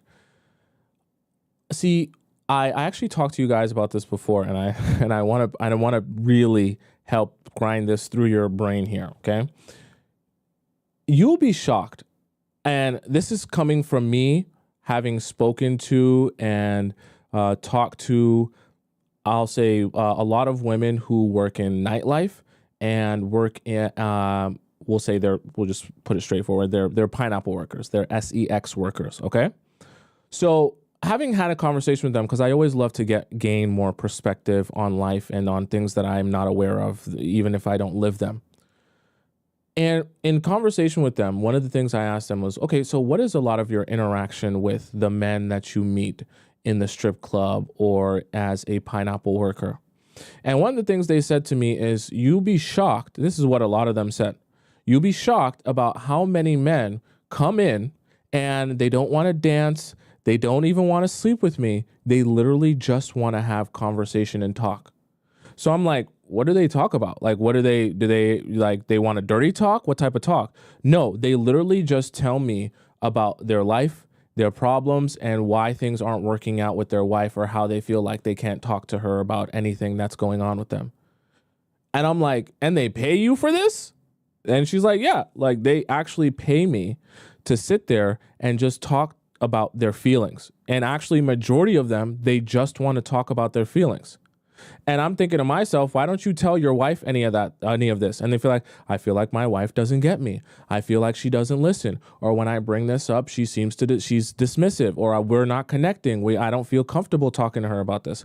So I say that to say, for those of you who are thinking to yourselves, well, I'm big and bad and I shouldn't have to be my man's therapist. I shouldn't have to get him to open up. That's not my job. He's supposed to figure out all his problems. Well, you can be like that if you want. Okay, it's not my place to tell you the truth, right or wrong. However, you'll be one of those women who has a husband who's saying, I don't feel comfortable being open and honest with my wife. So what do? Because it's very hard for those men to hold it in. They go and they, I guess we could say, outsource that job. Whether it be to coworkers, whether it be to pineapple SEX workers.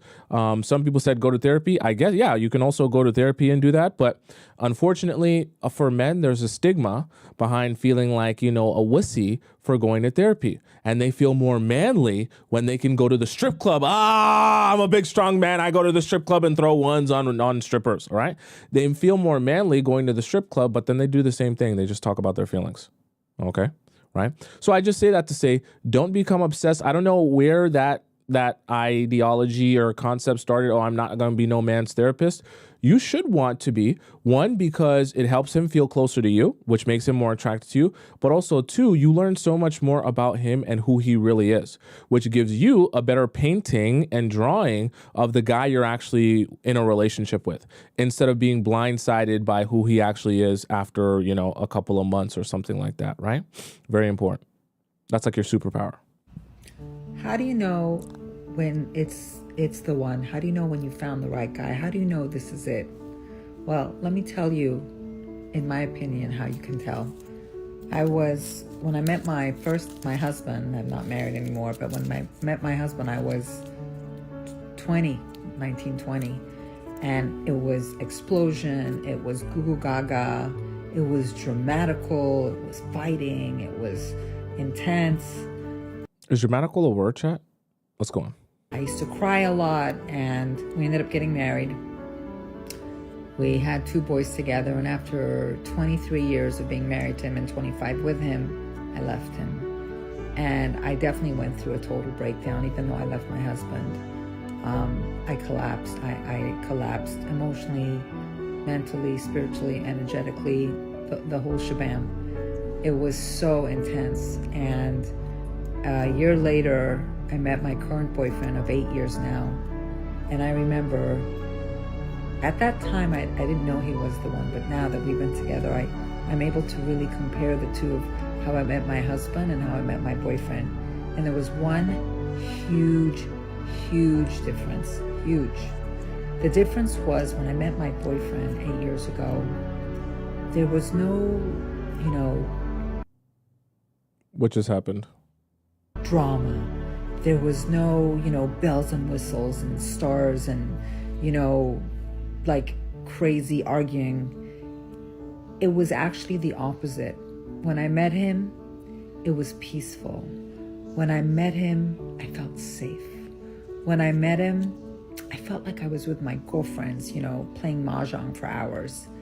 I felt like I was just comfortable and happy and adored and loved, and it was incredible. It was true bliss.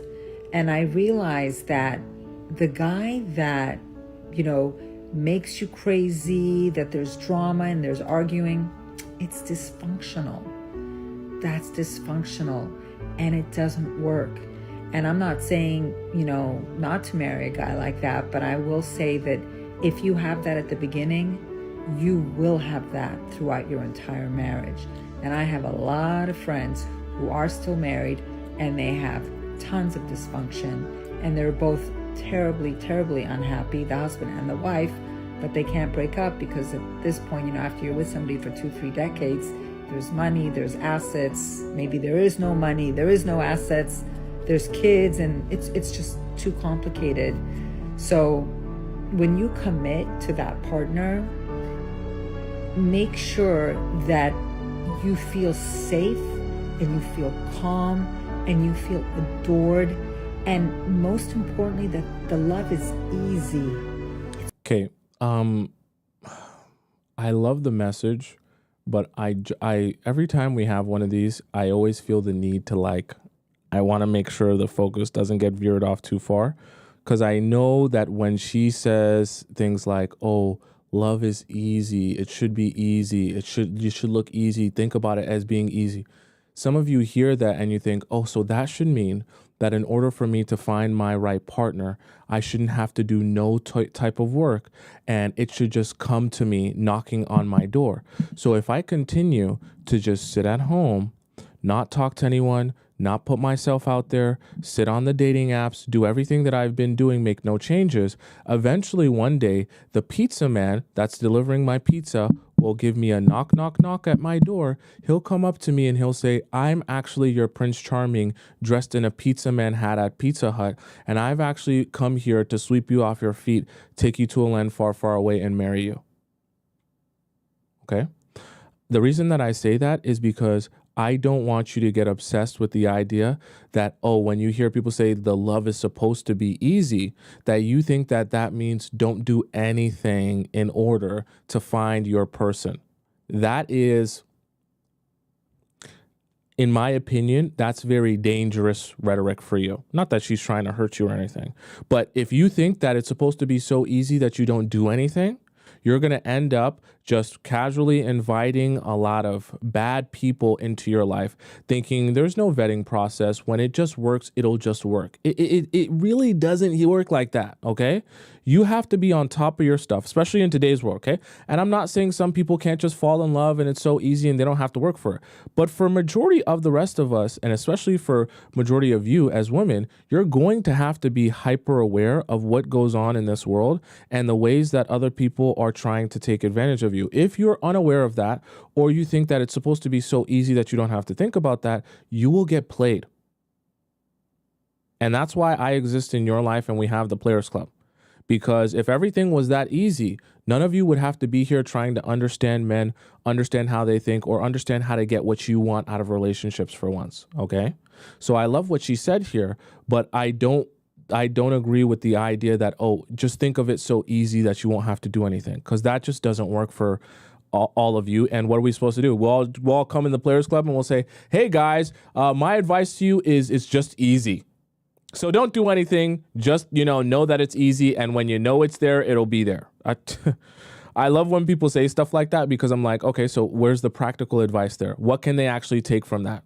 Just continue doing what you've been doing. It hasn't been working. I like to give people practical advice that they can actually use and implement into their real life. Not vague. It's easy to just go with the flow. Derek, stop doing. Get up. Get up. Oh my God. Derek, stop doing. Get up.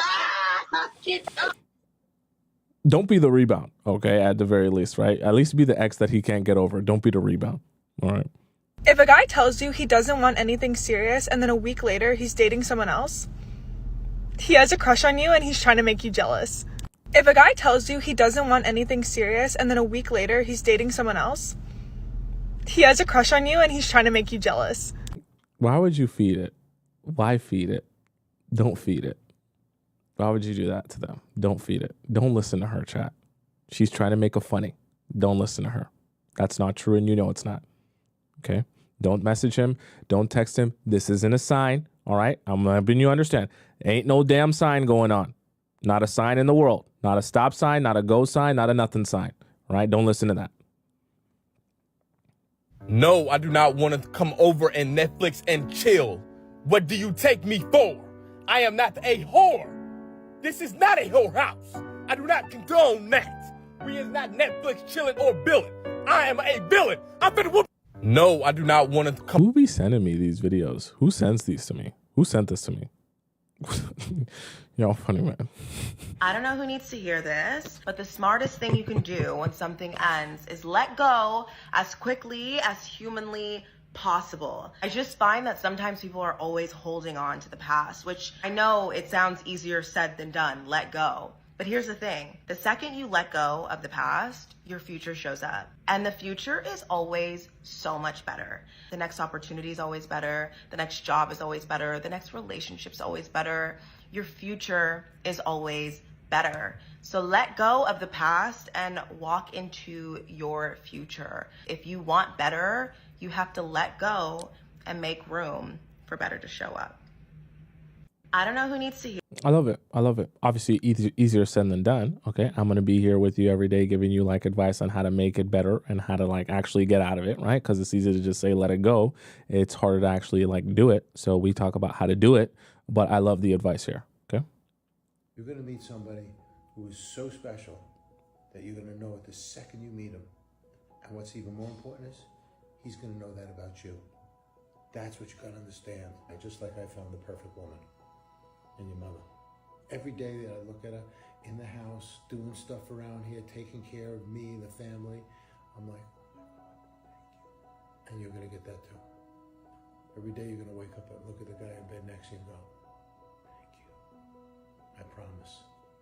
You're going to meet somebody who is so special. Here's the caveat with that.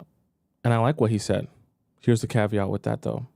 You ever notice that your grandparents or even your parents, when they tell you stories about how they met your mother or things like that, and it's really romantic, it always starts off with something like, usually I take the, 6 a.m. train, But today I was running late and I woke up late. So I went to go take the 7:30 train. And I had some extra time. So instead of just going right to the train, I stopped at a coffee shop. And when I stopped at the coffee shop, I, ran into this woman at the coffee shop and I ran into the back of her. She dropped her coffee and I was like, oh, I'll offer to buy you one instead. And then I looked at her and I smiled at her and she was so beautiful. And that's how I met your mother. The reason I say that is because you'll notice that a lot of these magical, amazing romantic stories always start basically and essentially with, I left my house. I stepped outside of my house. I went and did something outside somewhere that's not in my home. And then of chance of me doing things, I met someone that happened to be your mother or happened to be, the person I ended up with. The reason I say that is because I know when some of you hear one day you're going to meet someone special, you think in your mind, that sounds so romantic. Then you scroll through TikTok and scroll through Instagram and then go on your dating apps and you think one day it'll happen to you. But the reality of it is it only happens to you if you actually take action towards it. And taking action towards it isn't just sitting at home and scrolling on a dating app. I really mean that. Taking action towards it is actually going out and putting yourself in positions to have the possibility of meeting one of those special people. And you don't have to go out solely for that, but I want you to go out to experience life. And in the process of you experiencing life, you have the opportunity to have one of those magical moments every time you step outside of your house, okay? I'm not saying, you got to be outside. You got to be outside till 3 a.m. every day. You got to be at the club, then go to here, then go to there. But what I'm saying is experience what life has to offer you. Don't just be inside thinking that your perfect life is going to fall from the sky, hit you on the head, or knock on your door. It just does not work like that. I want you to start experiencing more. And when you experience more, that's when you get the opportunity to connect more. We have to be in that mind. I'm going to be like the figurehead. Everything that I do, I'm telling you, chat, everything that I do, everything that I work on, and even the big project that I'm working on for the future is all about experience. I'm telling you this, chat.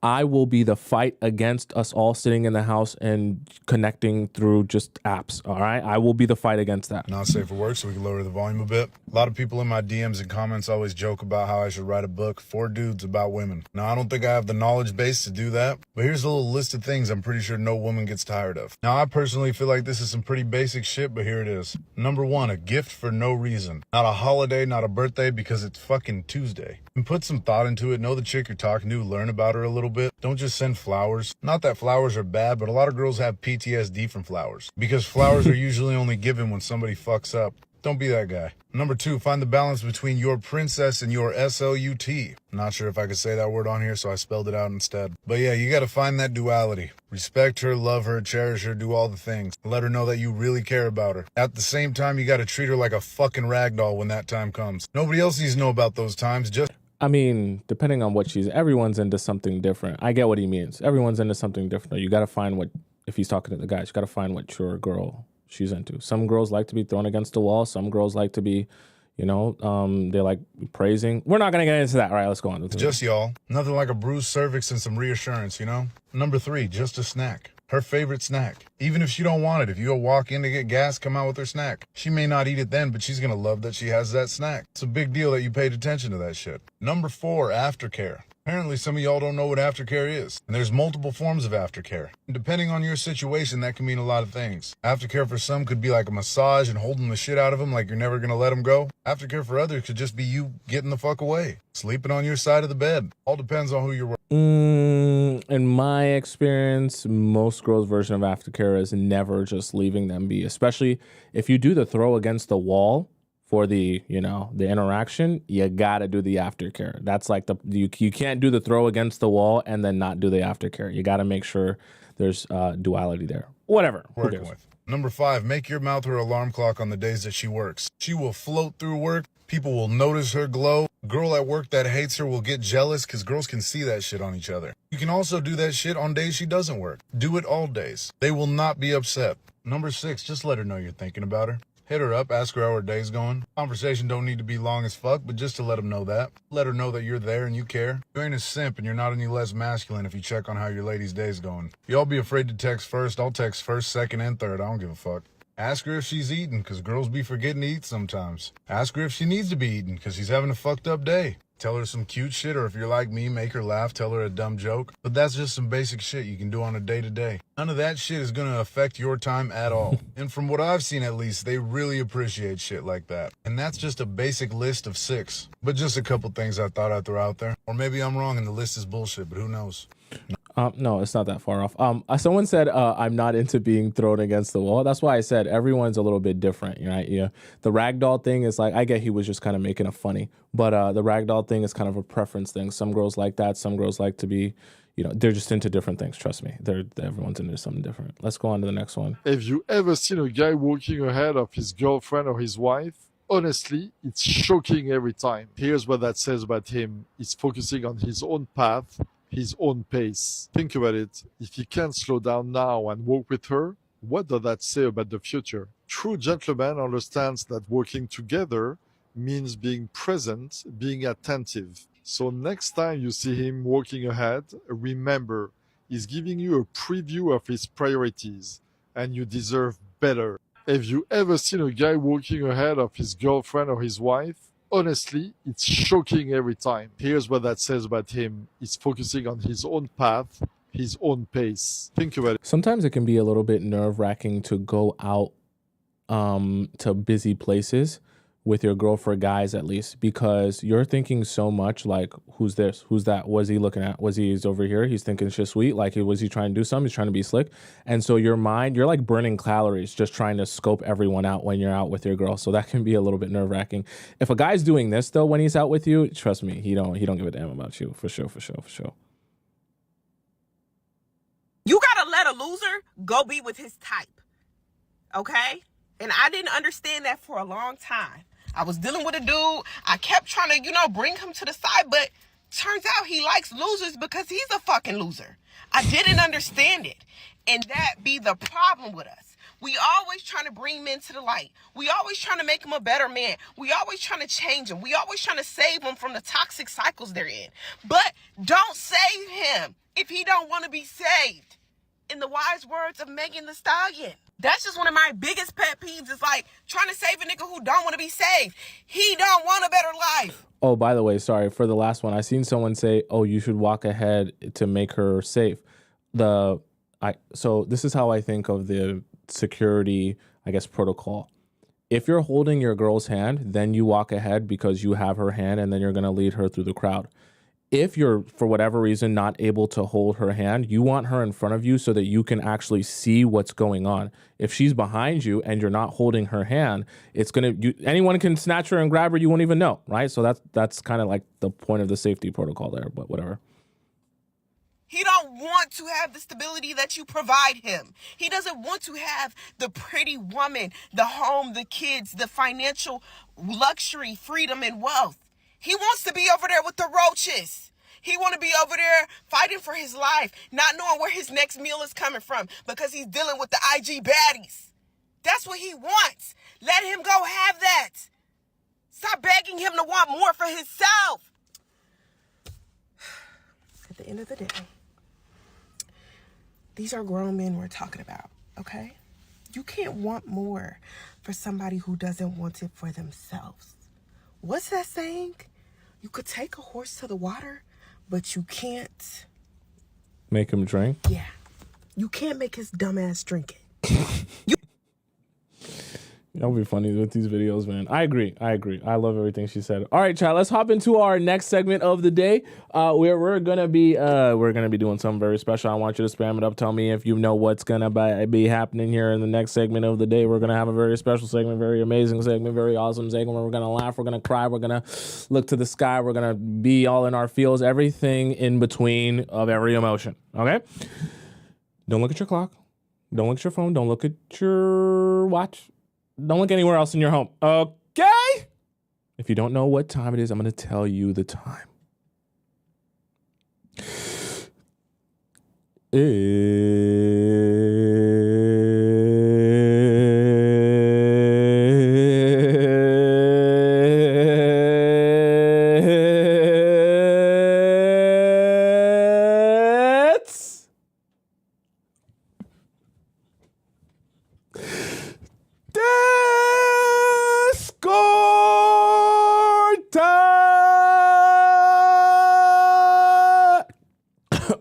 Choking on my spit there. No diddy. All right, let's hop into our Discord segment of the day. For those of you who are confused, I will explain this to you in very simple terms. Okay, so Discord time is where all the amazing members of the Players Club Discord community get an opportunity to ask me a question about their situationship or their relationship, and I answer it live on the show. Now, when my Discord loads up here, I'm going to show you the different options that you have to go in and ask your question of me on the show, because there are a few different options that you can use here. First, we have our free relationship advice forum here. And our free relationship advice forum is where you guys can send in your question and, just basically put it in there and I answer it on the show. Now, obviously, you can see there are some other questions dropped in there. So when there's too many questions, there can be a little bit of a line. So if you don't want to wait in line and you just want to make sure you can skip the line of however many I have to answer for that day, you put your question in our relationship advice premium section, because I do the premium questions before I do the free questions, okay? So if you want to put yours in our regular relationship advice, you go into the link in my bio on TikTok, and then you click our Discord, Players Club Discord, and you put your question in there. Same thing, if you're on YouTube, go in my description, look where it says Discord, and put your question in there. If you want to be featured on our premium relationship advice section, all you got to do when you go into the link in my bio on TikTok, click where it says Premium Discord Relationship Advice, click that, and then you donate to the show. And in your donation, you're going to send in your username and the title of your question. That way I know that it's you, because I get a notification when you do that. And then I can assure that that question is yours and you're supposed to be there. And then you get you get to skip the line and get your question answered before I go to the free section. Now, for those of you who want to get me to answer your question and you don't want it to be on the show because you don't want everyone in your business, you can also send me a private relationship question. That link is also in our Discord. It's also in my bio on TikTok or my description. Click where it says private relationship advice, and you can ask a private question to me in which I respond with a voice message back to you, and I only send it to your email and no one else sees it, okay? So let's hop into our first question here. Oh, by the way, I forgot to do one of Sis's, aka Anna's, and someone brought this to my attention that I didn't do this, and this was a premium question, okay? So we're gonna do this one first today. Group project Blonde Bee advice, okay? Hey, Tomisin, this isn't a question about my man. Everything is going fine with that. It's about a dumb bee in my cancer research class group, okay? Background about this class: I am taking cancer research class where we all split up in groups of 3. My group mates are a smart blonde dude and an extremely dumb blonde that talks in a baby voice that makes me want to slap her. Okay. That's the tea. All right. Chat, prepare for the tea. Okay. So in this class, every week we have a reading guide and an individual quiz on the reading, and then the same quiz we solve as a group. There also is exams every month, and there are also group projects. Y'all working hard in that class. We rate each other mid-semester, not graded, and at the end of the semester, graded. Some background on the blonde bee. She's stupid, but thinks she's smarter than everyone. One time, the dude was absent and we had a group project, and she actually argues that proteins create DNA. I don't know, med people, is that like super wrong? I told her, no, DNA creates mRNA, which creates proteins, and then the dumb A was persistent and aggressively arguing that proteins make DNA. And she was so confident in her annoying baby voice until she looked it up, and I saw right then she spent the rest of the class on her phone ignoring me, and I did the whole project on my own. Also, we had another group project and it had some genetics in it, and the dude, me and the dude were trying to help her understand, but she was persistent that she was right because she takes genetics class and knows what she's talking about. When me and the dude took that class in freshman year 3 years ago, and her was bragging and she was wrong. She has a 60%. This is actually kind of funny to me. She has a 60% in the class. The group sizes and projects carry her grade. I have a 95%. Okay, small flex. If I were to rate myself in the group, I would not give myself 100 because in the group projects, sometimes when the dude is there, he does all the work. I would help him, but the girl sits between us, so I'm not about to climb the table and help. When it's a Google Docs, of course, I help and I have my computer, but when it's hands-on, it's difficult.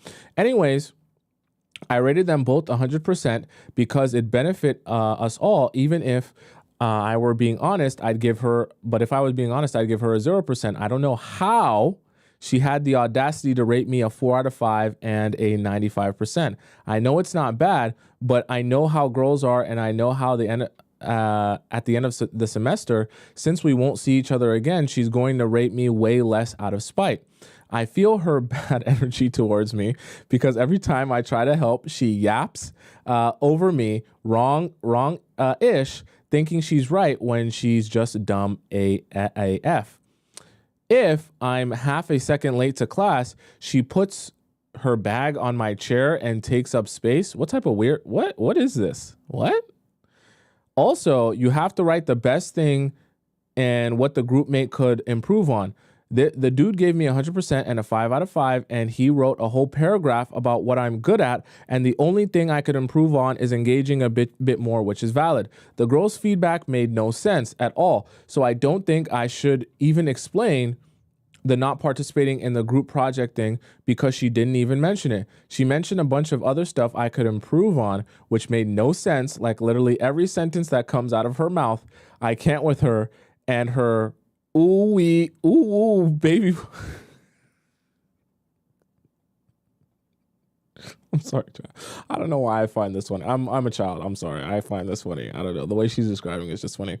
Baby voice trying to flirt with the dude. The audacity she had with the group member feedback is insane. What feedback do you think I should give her at the end of the semester when it counts? 80 or 95? Should I be honest and give her a 50? I think I'm all right for things she can improve. Listening to the group members and not thinking you're always right. And what she does well, copying info from the book because that's the honest truth, or is that too mean of me? Okay, then lastly, you say, I don't want to seem like a fake switch up to the teacher because I did rate the dumb blonde 100% mid-semester, but I wasn't being honest in that rating. It pained me to lie and give that to her. I'm also thinking of participating more in group projects, even if it's uncomfortable, since he's on the other side of the table, just so there's nothing tangible she can rate me bad on. I'm asking you for advice because you are very wise, calm, and you know psychology very well and are 10 years older than me. So I'm sure whatever advice you have is better than what I might do. Okay, my honest advice to you, truthfully and in all seriousness, is just leave it be. You have to understand, like in life, you're gonna meet you just being you will turn some people on. It'll make them super attracted to you. They'll love you. They'll want to spend time with you. They'll want to be around you. And some people that you meet, when you meet them, they're going to be turned off by you. They're going to not want to be around you. They're going to dislike you for whatever reason. And you have to resign yourself to the fact that those who like you will like you and those who don't like you will not like you. And you can't get too caught up in this idea of trying to make yourself more likable to people who are just not going to like you in the first place, okay? And this is one of those situations where this girl's going to rate you a 95 or 95% or a 4 out of 5 simply because she just doesn't like you. The same way you hate her little baby voice and things like that, she probably has things about you that she doesn't like. But really and truthfully, there's probably not much you're going to say or do that's going to make her all of a sudden like you. And you're better off just not focusing your energy on the people that don't like you and just allow yourself to be like, it is what it is. You don't like me, whatever. I'm not going to let it change my life or ruin my my ability to enjoy myself because one person that doesn't even know me doesn't like me. I get it. It's frustrating, especially because it kind of affects your grade a little bit, but I promise you, you will still have a good grade and you'll still do well in the class, even if she doesn't rate you 4 out of 5 instead of 5 out of 5. Okay. I know it feels like it's a really important, it's a really big deal, but I promise you certain things require your energy and certain things just shouldn't even get your energy. I promise you. All right. Let's go on to our next question here, which comes from Oh Wow. Okay. I hope it's not going to make me say oh wow. Devastated. Hi, Tommy. I'm so sad and confused right now. It's bad. Been talking to a guy since March last year, went on dates, slept together for the first time in June. Since then, we've been seeing each other about once a week. Always waiting for him to initiate. Been following all of your advice. He's been periodically checking on my loyalty. What? Okay. Making sure he's the only guy I go out with. Hinting I shouldn't think about it. Wait, what? Hinting I shouldn't think about it, see or sleep with anyone else. He could also do that by making you his girlfriend. Let's continue. He's been kind of a gentleman. What do you mean kind of a gentleman? He either is or he isn't. Well, how you be kind of one? I grew attached, which is a mistake. Last week, he went on a trip in another country with a guy friend of his. Since then, he left me undelivered for 3 days straight. Hasn't read my message, my latest message yet. This triggered me, as I hate inconsistency. Oh, please don't tell me you did some stuff because of this, okay? I paid for an online service and discovered...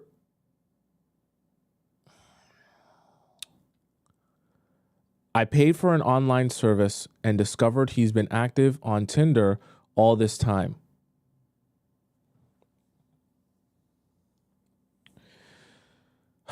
When you start...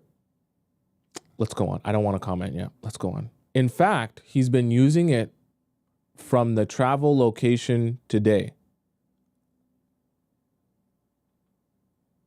So please tell me when you realize that you just withdrew yourself. Please tell me that that's what you decided to do. Not call him out on it. You've already seen it.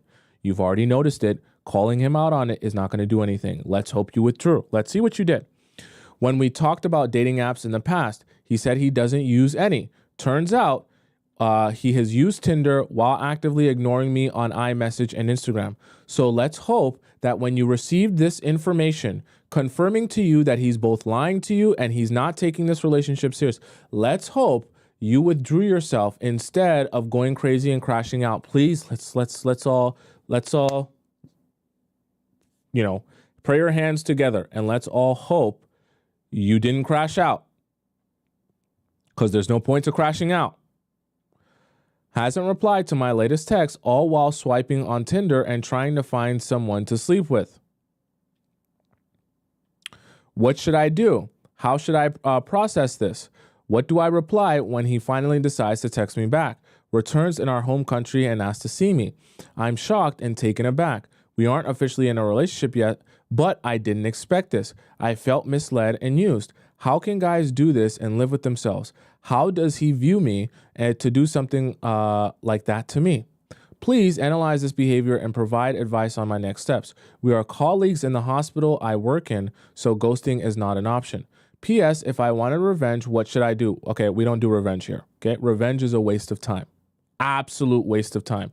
I will never give any of you advice on how to do revenge or how to get back on a guy that did you wrong. The best revenge that you use if you want revenge is moving forward with your life and having a better life. I'm never in the business of advising you guys on how to go back and get a man to feel the same hurt that you felt with him. It's a waste of your time. You don't even want to be with him. Okay. I'm never doing revenge talk, right? To make him hurt, crushed like he's lost. Move on with your life and have a better life. That's how you get revenge there. How do I turn the tables and regain control, save my dignity? Even if it's dark manipulation. If you were playing devil's advocate, what would you advise me from a man's point? How do I hit him where it hurts? Anytime you notice that a guy is not taking you seriously, the worst thing you can always do is try to help him understand how and why it's wrong for him to not take you seriously. because that's not actually going to solve your problem, which is having him take you seriously. So I say that to say a response to this that would be appropriate for you and what you want out of this is to stop messaging him, stop talking to him, and just completely act as if he doesn't exist. Allow when he comes, because he's going to come back, you're going to see him at the hospital, right? This is where you have to really dig your heels in. And what I mean by that is expect the fact that when he comes back, he's going to want to message you and act like nothing ever happened because he doesn't think that you know anything happened.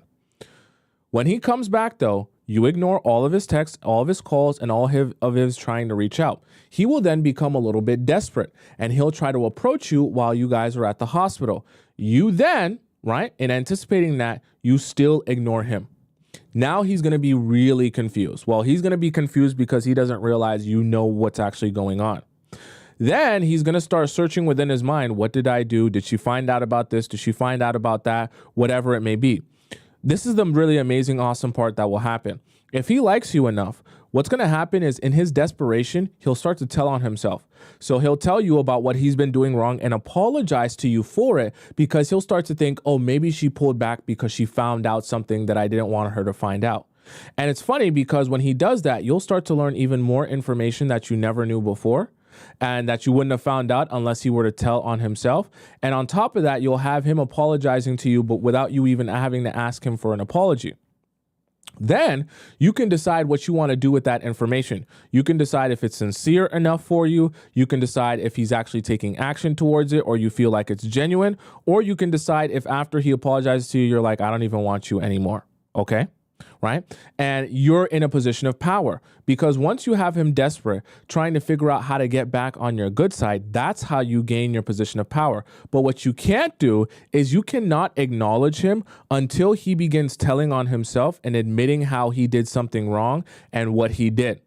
That's when you actually respond to him. Don't get eager and seeing that he's becoming desperate and think, oh, well, he's just telling me he misses me or asking me why I'm not talking to him, so now I'm going to respond. You don't respond or say anything until he begins telling you exactly what he's already going to be apologizing for and essentially telling on himself. You now have complete control. You've also been armed with more information, and then you get to decide with my more information and your apology, whether genuine or, disingenuous, I am now the one in control to decide, do I forgive you? Do I think you're genuine? Do I give you an opportunity or not? And instead of you having to beg him for a chance or sort of having to beg him to apologize to you or beg him to appreciate you or want to put his best foot forward in this relationship, instead he's the one trying to get you to forgive him, and because he wants to put his best foot forward in the relationship, he wants to show you how badly he wants this. That's how you get your position of power. Now, if he does this apology and you just realize that none of it means anything and you don't think it's sincere at all, then you just move forward with your life. Don't worry about getting revenge on him.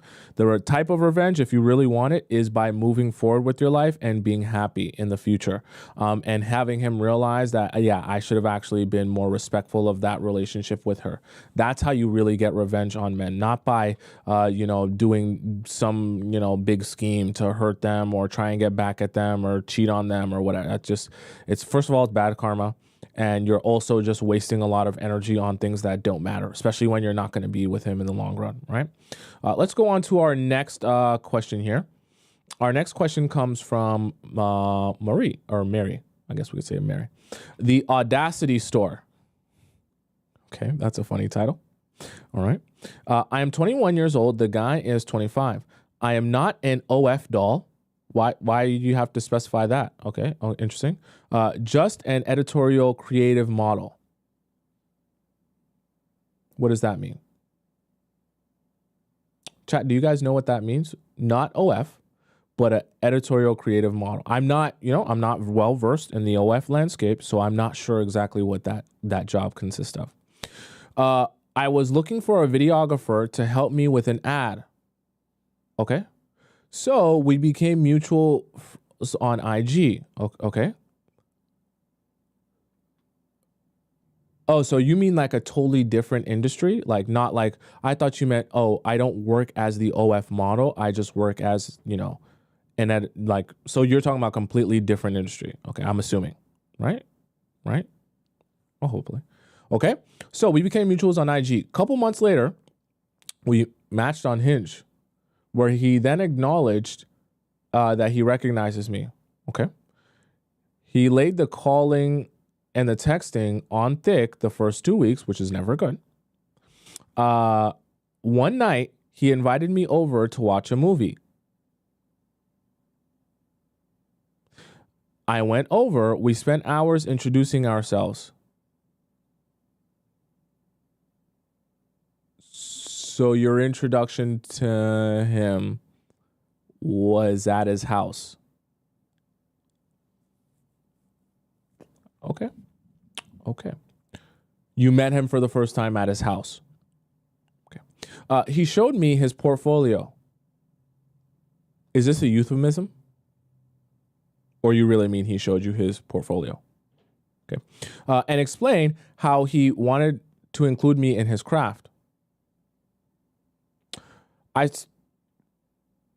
stayed the night. What?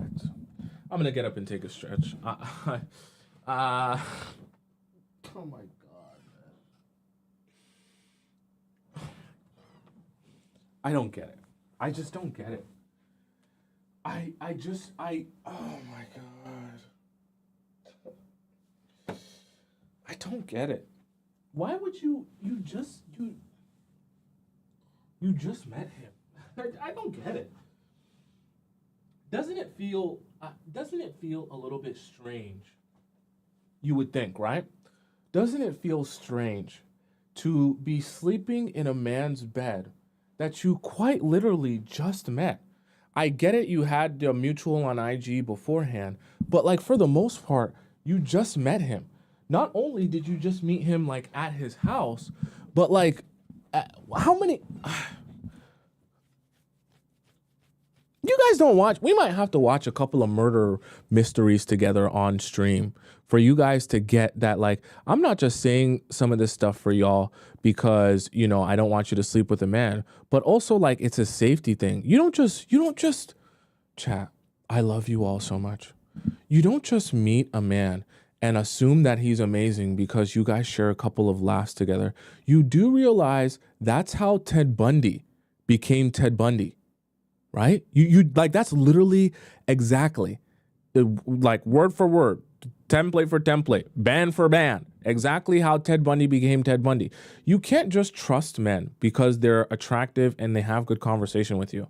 Don't just go over to their house without you even vetting them or knowing that they're at least some sort of sane human being. And even then, you don't just sleep over at someone's house you just met. Like, that's aside from all the sleeping with, you know, stuff, like that's not safe. That's not safe for you to do. Do your friends even know that you're there? Have you made anyone aware of your whereabouts and you're sleeping over at a stranger's house? Man, I tell you, boy. I stayed the night since he was on the opposite side of town and I didn't feel like driving the distance as late as it was. That's a mistake. I like Marie. That's a mistake. You're 21, so you're still learning. You don't do that. You don't do that with people that you just met. You don't know what they're capable of. Even if that was a girl, you don't do that. You don't know who these people are. It's just.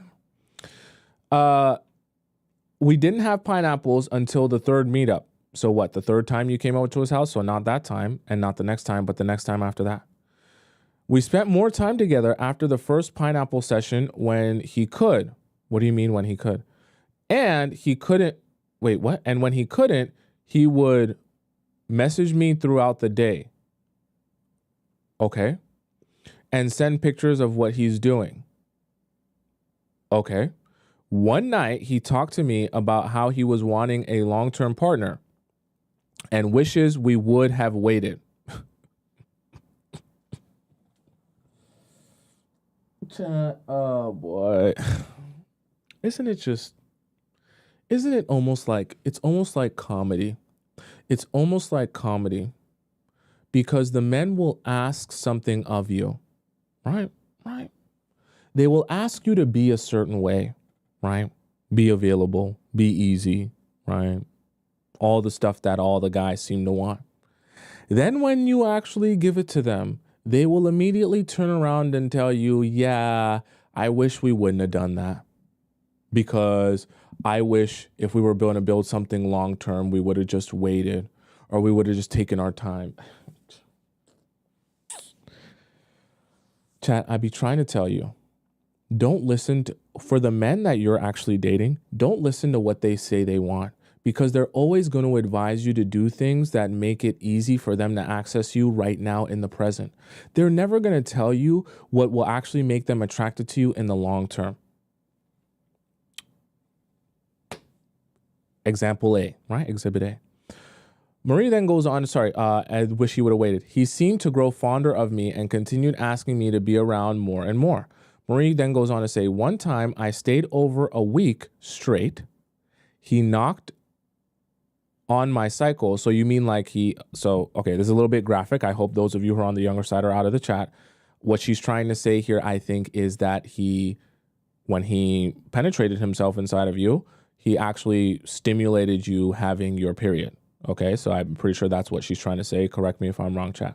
But for some reason, he wouldn't let me shower at his place because he thought it was weird. Sleeping over at his place isn't weird. Sleeping with him isn't weird. Taking a shower at his place is weird. Yeah. Okay. So basically, he wanted me to stay for days, keep screwing him while I was on my cycle, but didn't want me to shower. This is so let me get up. This is so disgusting. What is this? What type? Let me just take this out. What is this? Like what this is the type of you oh man, you're dating a guy who wants you to sleep at his house. No shower. That's already bad enough, right? Just he wants you to be at his house with not taking no damn shower. But then he also wants to, oh my, this is so gross. He also wants to sleep with you. That's already in itself. Most people will take showers after sleeping with someone multiple times. He wants to sleep with you while you're on your cycle. Ultra mess, okay? Especially on the heavy days. And this is so gross. What is this a fetish? What is this? Is this some sort of kink? What is this? Because that don't even sound like nothing a regular human being would say unless this is like his thing. Okay? Because that sounds very strange to me. That he doesn't want you to, that's insane. It sounds like a freak thing. Okay? But didn't want me to shower, but also didn't like that I developed a fragrance. Okay. The fragrance he caused by knocking on my period. So you actually went through with this. You're sitting there covered in your own, oh my God.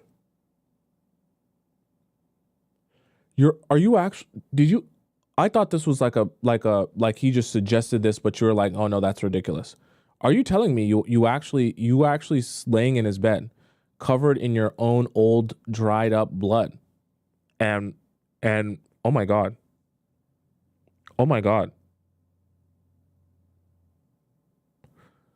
I don't know if we're gonna be able to finish this. This is insane.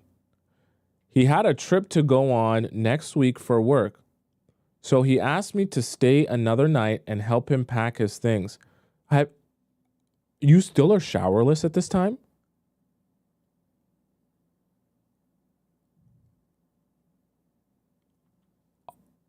The day of his departure, he woke me up for head before he left.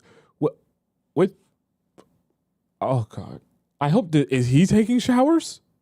This is so gross. I refused and went back to sleep. He threw a fit.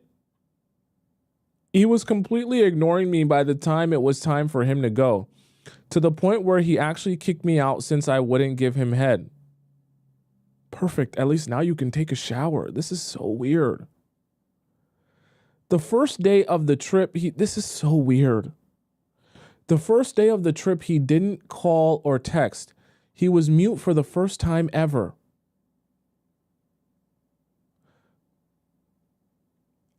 So I called.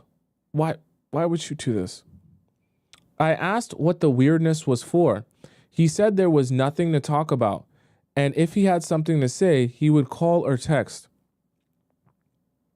While I was trying to converse with him, he flipped the camera and had his friend, who I had never met, on FaceTime with a different device, speaking in British to me and overpowering in the background. He hung up, so I let things be.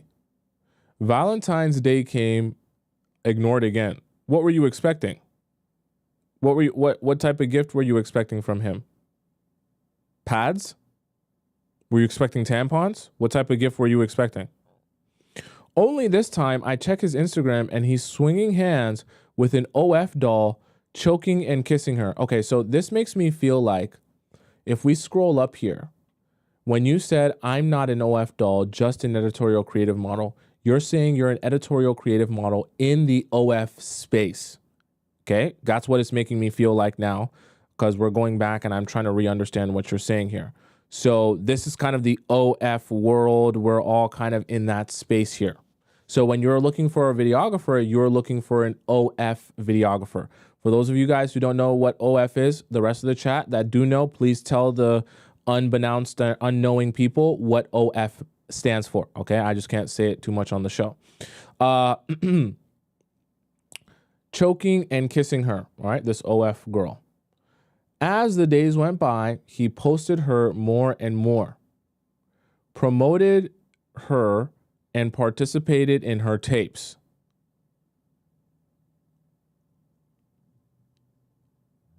I thought he was supposed to be a videographer. Okay? What happened to him being a videographer? I don't understand. Okay? They became official. Okay? Chat, please tell the people that don't know what OF is, because some of them are confused. They're lost. I just can't say it. Okay? All right. They became official in May, and that was when he finally unfollowed me and removed me as a follower. So when he actually wanted to respect the woman that he wanted to be with, he immediately got rid of you out of his life. I didn't keep up with them as much after that, but I anticipated things would naturally go downhill one way or another. It now seems they have gone their separate ways, as there's nothing connected to them in terms of their relationship anymore. And she posted a statement regarding her ex. I have a feeling she may have been discussing him. Since it was incredibly obvious how poorly he really thought of me when he made his debut with the doll, I just knew there was no way he could risk his precious relationship to entertain me. You do hear how degrading that sounds, right? You're actually very right, but you do hear how degrading that sounds, right? But at last, he had DM'd me a couple of months ago, which confirmed it. I have not responded. He picked who he wanted, and I'm not one of those side chicks. I acknowledged that if I were to inform her about her man while they were together, bringing his actions to her attention, I would have been the clown. Precisely. Don't do that, and I'm glad you didn't. A psycho or a pick-me. I'm glad you didn't do that. Okay? There's no point, right? But why? Why is revenge such a successful mission to men? But when they are in their audacious ways, sneaking around, lying, and manipulating false relationships with groups of women everywhere, putting our health at risk, putting their partners at risk, and other things we know men are capable of, like verbal abuse, DV, and other horrible things. Wait, so why are you saying all this, but you're the same one that went to his house, right? You went to his house, if we scroll up here, and you went to his house, just off of a whim. One night you just went to his house, and after calling and texting him, and then you met up with him in his place. You're saying that men are capable of all that, which I agree, But then why would you go over to someone that could possibly be that's house without actually knowing him? But they try to make us women look like the crazy ones when we make things known or reveal their action to their partners, or the other women who are naive about their situation. And after all the chaos they cause, everything still manages to work out in their favor. Please let me know where they get this audacity from so that I can get some and my life can be as vain and abundant as theirs. If my mind is in the wrong place, please enlighten me. Thank you, Tomisin. So, like we actually discussed today, men are opportunists. So when they see opportunity, they take it. When they realize that you're willing to accept anything, they take as much as they possibly can from you, right? They're like hoarders. And only when they see or come across a woman that they want or desire that actually has self-respect and won't just allow him to take from her, do they realize that this is not going to work with her, and they're actually going to have to like live up to some sort of expectation in order to be with that girl. So when he actually found a girl that he actually had to live up to some sort of expectation, and he actually had some respect for, even though she was an OF girl, but he actually had some respect for it, at least a little bit. He chose her, and he immediately got rid of you out of his life because he had less than no respect for you. It's also the reason why you should always have boundaries, especially like how we talk today. You should have boundaries, and your boundaries should stay your boundaries whether a guy likes it or not.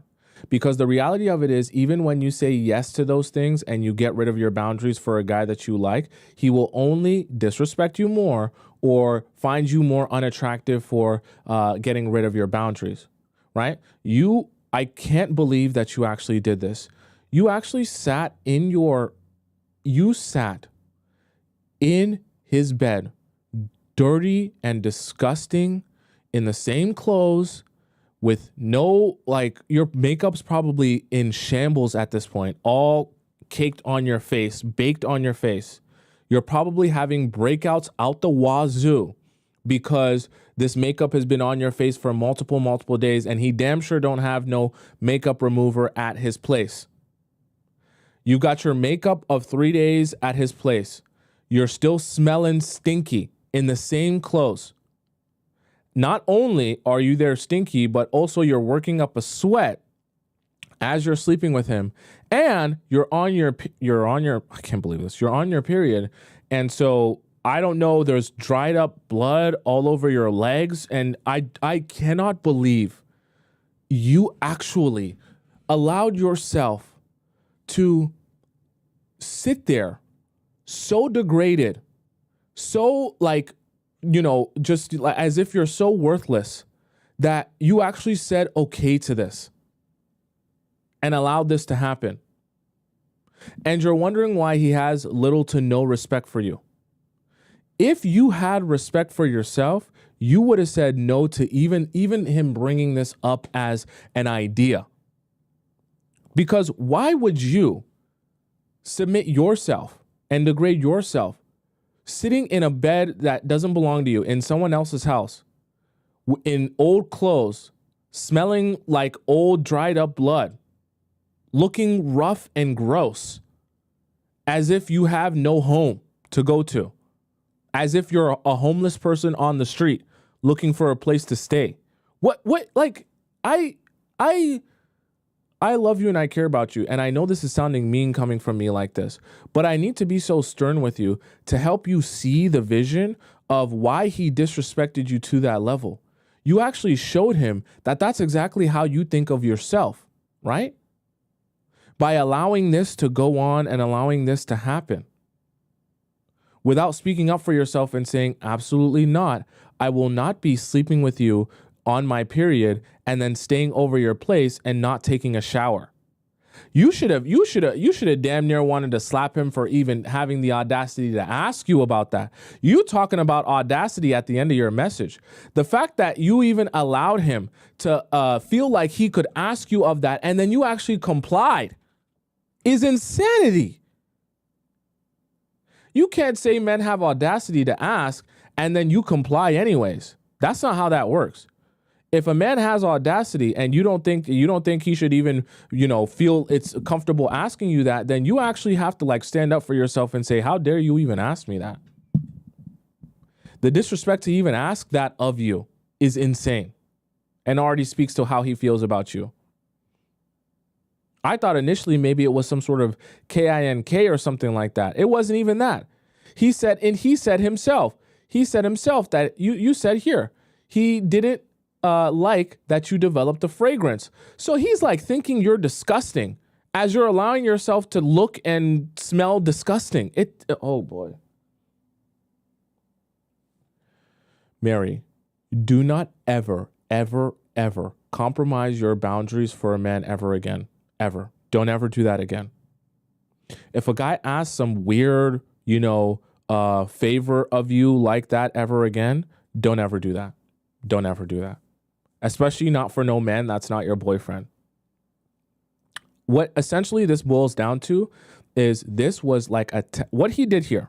This was like a test to see how malleable you are and see if you're willing to drop anything that you care about or any sort of self-respect that you have to do what he asks you to do, even if it's ridiculous and even if it's insanity.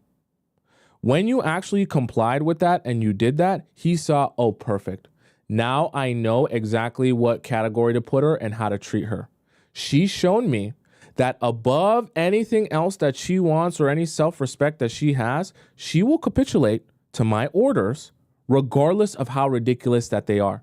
Meaning, if as he's as a man, he will then say to himself, I can sell her on anything, any story, any idea, any concept, I will be able to sell her on that and she will buy it because she's either gullible, naive, or both. Or just has too little self-respect to be able to say, even though I know this is dumb and stupid, I will still do it because I just want to make you happy. That's not how that works. And it's definitely not how that works when you're talking to a stranger, which he essentially is because you really don't know this guy.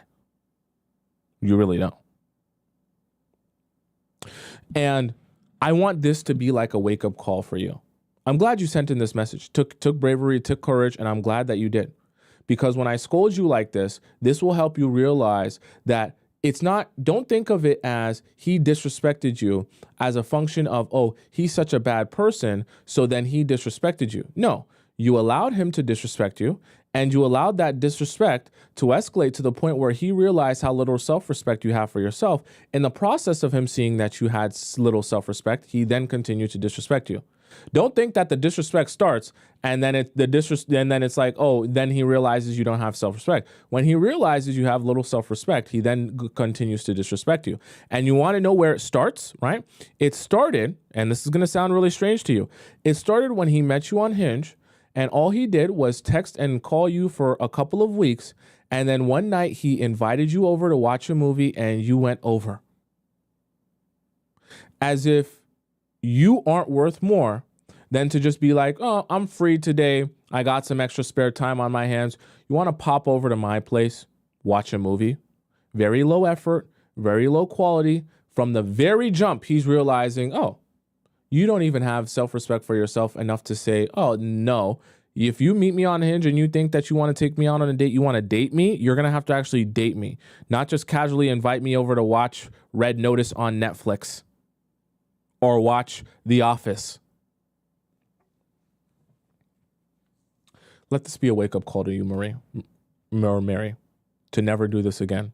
Never compromise your standards and never show men that you have any inkling of little self-respect that you would allow them to mistreat you or do what they want you to do. Don't ever do this again. Okay? It's not about audacity. It's about them recognizing that if you don't have self-respect, you're easy to take advantage of. Okay? All right, chat. That's the show for today. If you guys have any questions for me, please feel free to send in your question into our, Discord here, whether it be our free or our premium or even our private relationship advice. You can get all of those links by going into the link in my bio on TikTok or the link in my description, whether it be you want to put a premium question in or even if you want to send me in a private question, you can do that as well. The same link is in my TikTok bio and the link in my description for private questions as well. All right. Chat, I am you know, if you guys want to follow me on Instagram, my Instagram is just above my head on the top left corner of the screen if you're on TikTok there, and it's on the and it's in the description there if you're on YouTube as well. All right, chat. For those of you who are on TikTok and you want to rewatch the show because you missed parts of the show or you came late, my YouTube is Tomisin Atobatele. Just type in my YouTube name. When you get to my YouTube, it's just on the top right corner of the screen. When you get to my YouTube, you just go into the live section and you'll be able to watch this entire live show and all the other live shows I've done since the beginning of time, okay? Alongside, you'll have the YouTube and the TikTok chat embedded in the video, so you'll be able to see all the conversation that we had here. All right? Oh, wow, we went extra long today. I'm here every weekday, Monday to Friday at 4 p.m. Eastern Standard Time. So if you guys want to know when to catch me, that is the time that you're going to catch me. Let me make sure I acknowledge one of these donations here because you guys are so generous donating. Nicole donates $5. She donates damn near every day, okay? Thank you, Nicole, for the $5 donation. She says, I love practical advice and your great analogies. Thank you. Thank you, Nicole, for the donation. I appreciate you and your participation as well, all right? Okay, chat, I'll see you tomorrow at 4 p.m. EST. Until we meet again, goodbye for now. Sayonara, hasta la vista, adios, ciao, salam, arrivederci, bon voyage! And I'll see you again tomorrow at 4 p.m. Eastern Standard Time. I love you so, so much, okay? So much. We will see you.